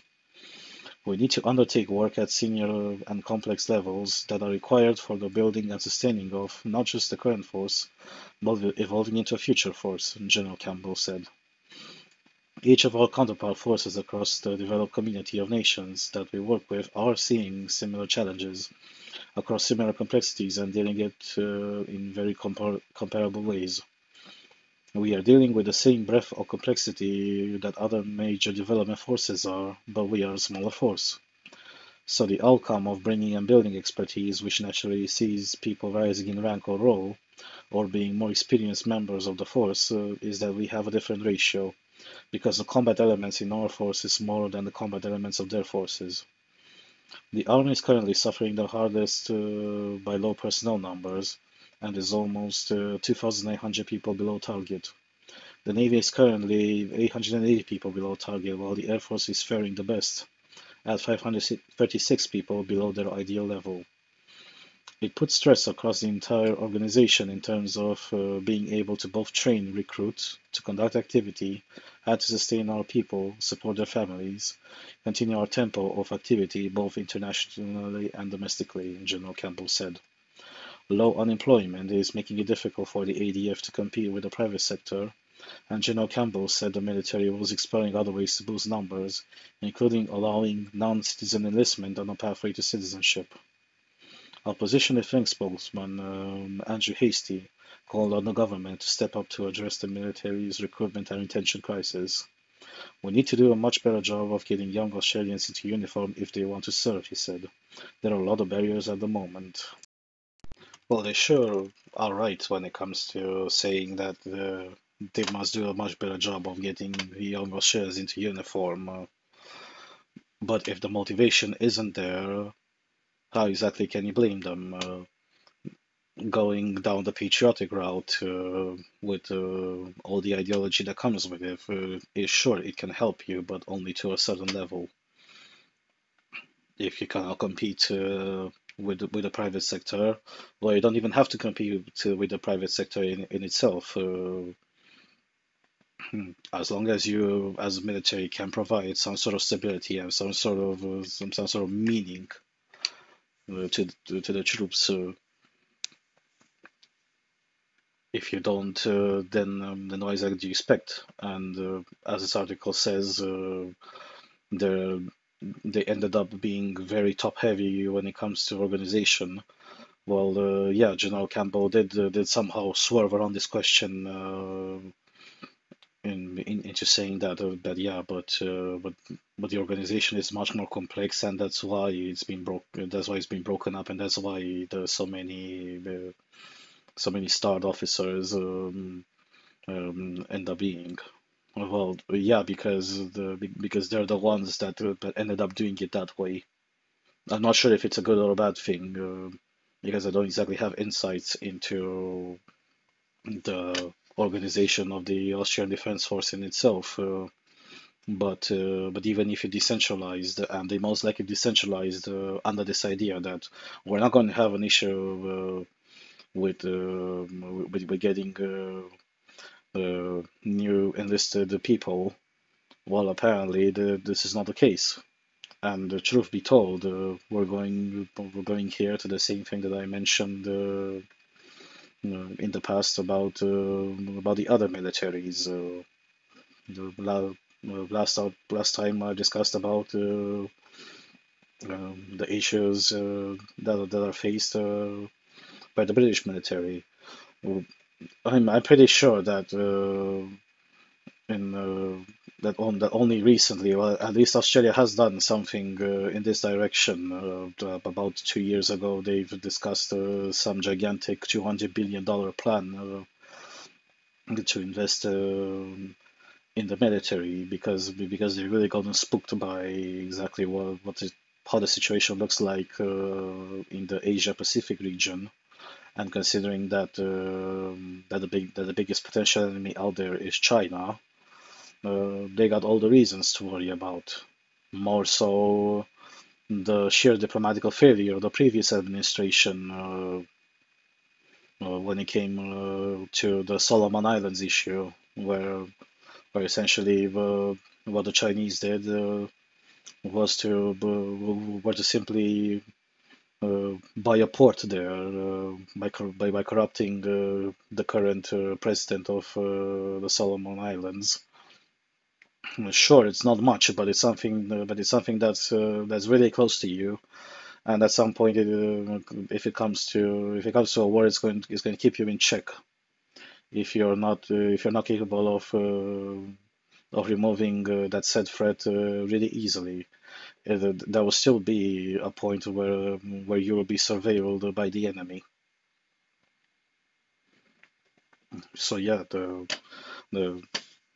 not just not just this aspect, but here I bring yeah, surely coming from the blood and soil ideology. While you want your own people in the military, what purpose do they exactly want? Well, what purpose do they exactly have to defend you as a country? I come to remember that not in prehistory, but 1, 2, 3 years ago, something called a pandemic happened, and Australia with New Zealand were one of the very few countries that succeeded in being more excessive in their measures, even compared to China. Sure, the Australians may not have welded the doors of people in order to get out of their houses, but tens of thousands of people have been chased in a really dictatorial manner uh, by essentially the monopoly on violence of the country, referring here to the Australian police. And when you find the people tens of thousands of dollars because they got out of the house at the wrong time, or if you find them tens of thousands of dollars because maybe because you catch them outside walking their dog while they are alone on an area of several kilometers, or worse so, when you find a singular person on the beach, and you go there specifically to find them because they're meant to stay in the house in order to protect grandma, or protect the NHS, or whatever is the name of Australian healthcare. Uh, Not to mention all the economic issues that appeared thanks to those measures. It was already pretty chaotic before the government came to enforce measures. I remember that at least Australian farmers lost essentially 2 harvest seasons because there was a gigantic oversupply in the market, and ended up shredding their harvests and then put them back in the soil because they had absolutely nobody to buy them, nobody to sell them to. domestically or overseas. New Zealand went even a step further and for a period of time has forbidden anchoring of of all sorts of commercial ships which came to New Zealand. And these are things that countries do not exactly recover from. These measures are definitely not unique. Several centuries ago, with the Black Plague, the Republic of Venice did exactly the same thing. That's where the word quarantine comes from quaranta, being the 40 days that the Republic of Venice forced the ships, including their own, to stay outside of the Venetian ports before they managed to either load or unload whatever things they brought to them. And the Republic of Venice not long after they finally realized that it's already way too insane. They never economically recovered from that measure. And this is something which, yeah, plays at a much larger scale. So from the ideological point of view of the average Australian, why should I defend a country that essentially locked me on doors, locked me behind doors like I was some sort of prisoner? I like to joke about how Australia is still the penal colony. Made that joke several times on the sofa uh, a year or so ago. But that's exactly how they behaved. The government was the warden, and everybody within Australia was the prisoner, and not even not just the people that were within Australia, but also the sheer lunacy of the measures for Australian citizens uh, being delayed or held up overseas in order to arrive back in their home country. Here I remember. There was a woman whose name I don't forget, but she worked as a journalist. I'm not sure for whom exactly. This is something that happened 2 years ago. The She ended up getting temporary asylum from the Taliban's. The Taliban's. No, while she was already pregnant back then, because Australia wouldn't want to. The Australian state didn't let her to come back to Australia, because there were some sort of temporary measures back then that forbid uh, all sorts of arrivals inside Australia, regardless if you were a citizen or not. Yeah, you are the sort of country then. But if you are the sort of country and people aren't stupid, some people may be fucking stupid, but they're not that stupid. What motivation do they have to? Would they have essentially to still risk their necks in the military? Particularly a military which to some level, yeah, you do have to defend quite a vast surface area, territorial surface area, but you also need quite a sizable navy because you're surrounded by water. At a fundamental level, you need a lot of people, and well, I'm not exactly sure if they see these issues or if they see these issues, what are they going to do about it? It's up to them. You can throw as much money as you want at the problem, but if you don't solve the fundamentals, then you can't complain that the result will be the way it is and the way that it will be from in the near future until you change your modus operandi. Moving slightly south, The Guardian. New Zealand steps up interest in AUK-US as Pacific security concerns grow. Australia to send delegation to New Zealand very shortly on brief of second pillar of AUK-US alliance after ministers met in Melbourne. New Zealand has stepped up its interest in joining the non-nuclear pillar of AUK-US amid China's growing presence in the Pacific and broader concerns over a reshaped world. New Zealand's Foreign Minister Winston Peters, also Deputy Prime Minister, and the Defence Minister Judith Collins travelled to Melbourne to meet with their Australian counterparts Penny Wong and Richard Marles for the inaugural 2+2 Australia and New Zealand Foreign and Defence Ministers meeting on Thursday. Talks between the countries focused on approaches to foreign policy, security and defence, particularly in the Indo-Pacific region. In a joint press conference, Defence Minister Marles announced an Australian delegation will travel to New Zealand very shortly to brief officials on the second pillar of the AUK-US Pact, a security partnership between Australia, the UK and US, prompted by China's growing influence in the region, which is centered on the Australian Navy receiving nuclear-powered submarines. The second pillar of AUK-US covers the sharing of advanced military technologies, including quantum computing and artificial intelligence. New Zealand has not been offered a chance to join Pillar 1, nor would it accept due to its anti-nuclear position. Peter said that discussions taking place between the two countries in the current global climate were of far greater acuity and importance if it's ever been in the lifetime of anybody in this room. In 2022, China struck a security pact with Solomon Islands, alarming Washington and Canberra. In January, the Pacific nation of Nauru switched diplomatic recognition from Taiwan to China, and this week, Papua New Guinea's Foreign Minister Justin Tkachenko confirmed the country was in early talks with Beijing on a potential security and policing deal. Collins hoped Australian officials would travel to New Zealand for an AUK-US briefing as soon as possible. We really want to look at what the opportunities are and whether or not it's something we could be a part of, Collins said, adding that New Zealand could offer space and technology expertise.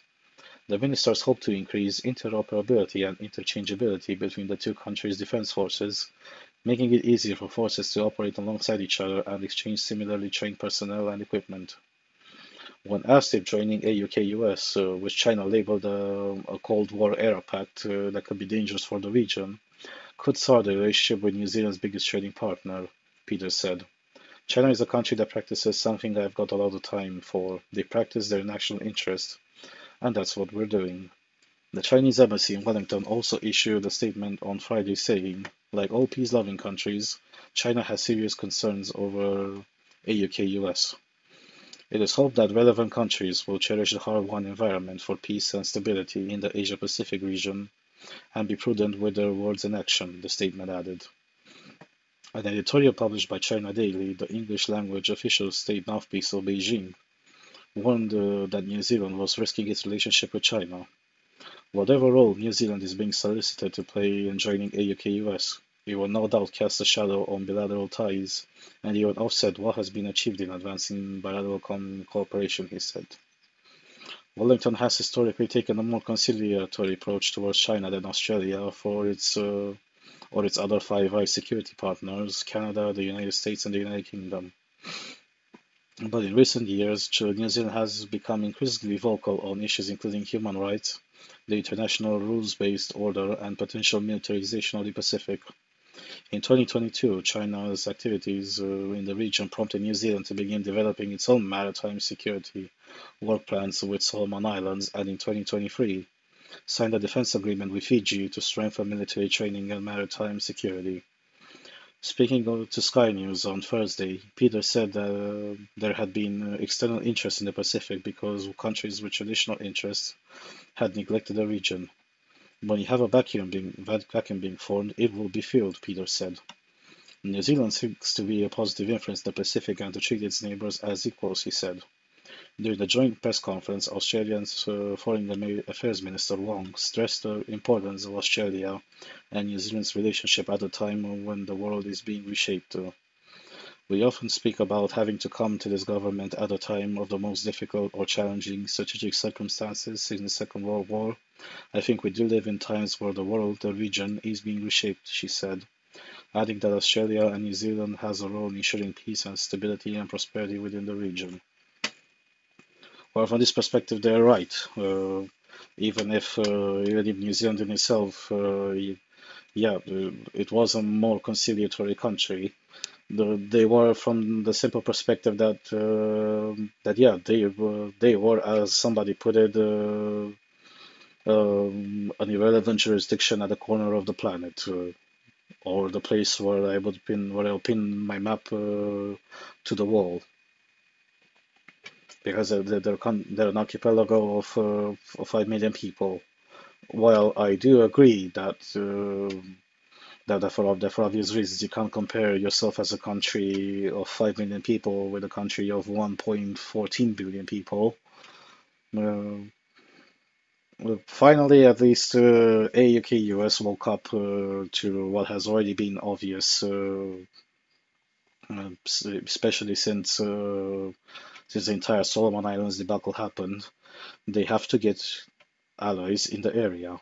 Because if they don't do it, or if they don't make a concerted effort into gaining allies in the region, what you're going to have, you're going to have China, which cannot, which you cannot compete when it comes to resources, both finite and monetary. They'll simply buy each other out in the Pacific archipelago up until they'll get to you. They've already done that with the Solomon Islands. At least from this perspective, New Zealand did something good into signing with Fiji, even though Fiji still remains, well, at least last time I checked, a military dictatorship. But the fact that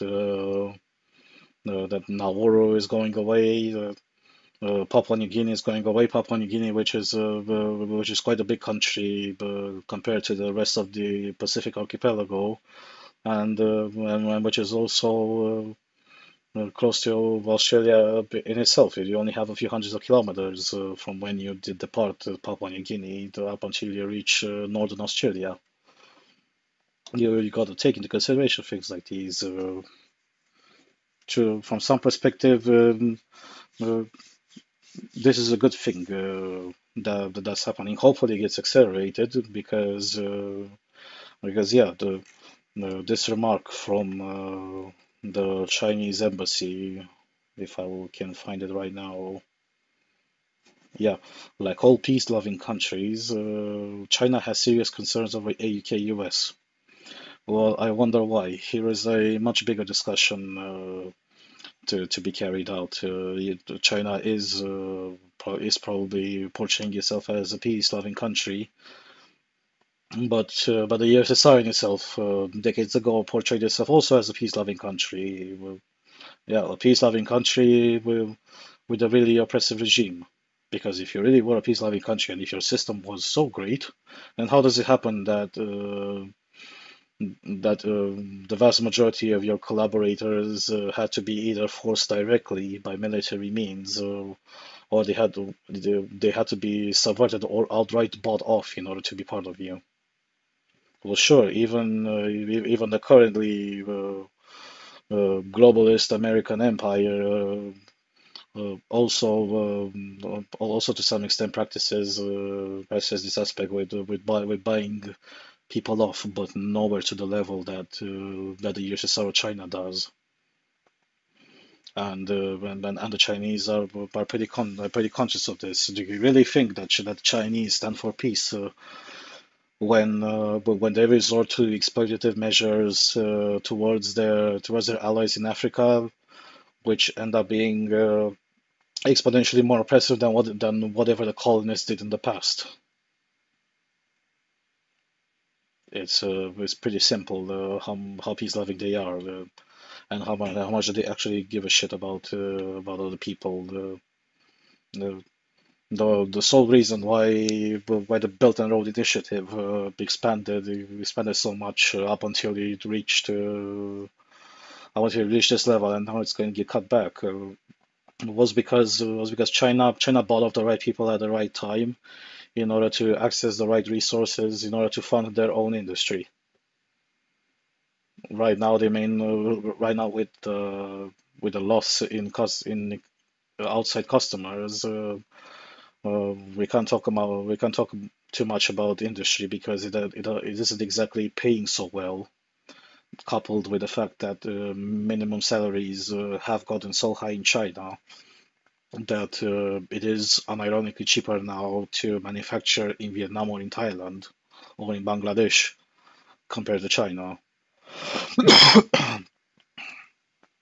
So overall, yeah, a peace-loving country, but they are aware that whoever knows just a tiny bit more about not just the Pacific area, or more like the Indian Ocean Pacific Ocean area, but also the way a communist country functions. Uh, they're pretty conscious that the that China is scared of UK US, as China is also afraid of the entire Trans-Pacific Alliance, which also includes Philippines, Singapore, India, Japan, and also other Pacific islands owned and manned directly by the United States. So they are aware that they are encircled, and there's no and so what they're trying to do is to squeeze their own people through the cracks of the entire alliance, or at least squeeze countries or places who could turn sympathetic for one in one way or another towards China. And again, they're not dumb. They know that this is happening, which is why they're moaning about it now. And who can exactly blame them? It's not like if they did things differently, probably such thing may have appeared at some point in the future, but nowhere to the level that it is now. And with the region getting slowly more and more volatile, coupled well, here I'm not just talking about the entire debacle with Taiwan, which is a story that has been active since the early 1990s. But also the whole myriad of issues which are faced by China at the domestic level. And when I stand by what I said at some point on the former so far, when it comes when it comes to catastrophes like these in your own country, especially when you have such gigantic populations to take into consideration. Uh, uh, do you really think that Putin did something different when he came to Ukraine? He knew that his power was slipping away, and he restarted the war at a larger scale than the way it began, simply to hold on to power just for a little bit longer.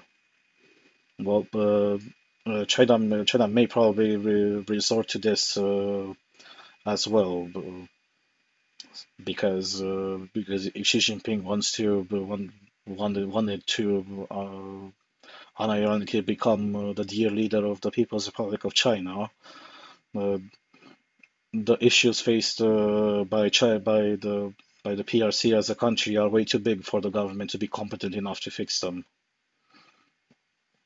And overall the discontent will grow more and more. And yeah, why do you think that dear leaders will have an expiry date?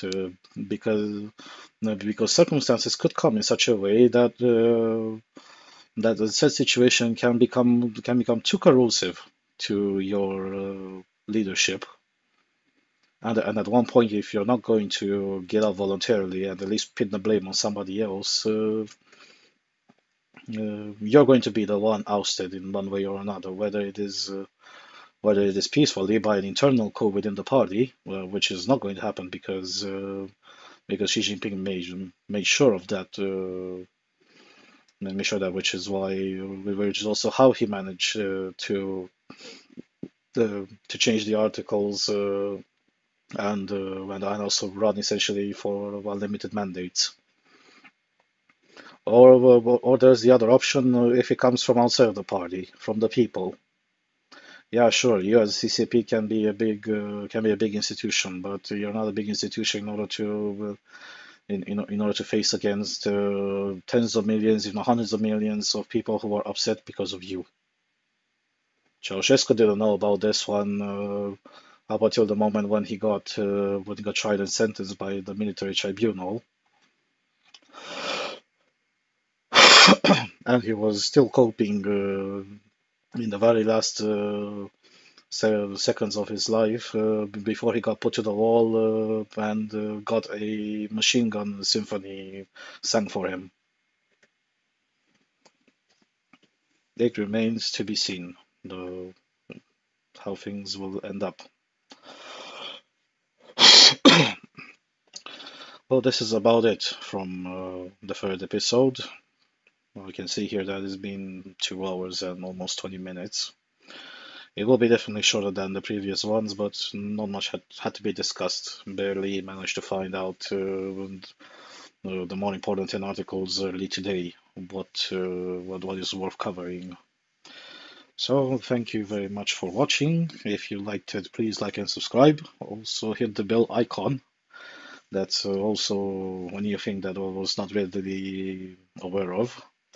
If you hit the bell icon, you're going to get notification when each video or podcast will be published on my channel.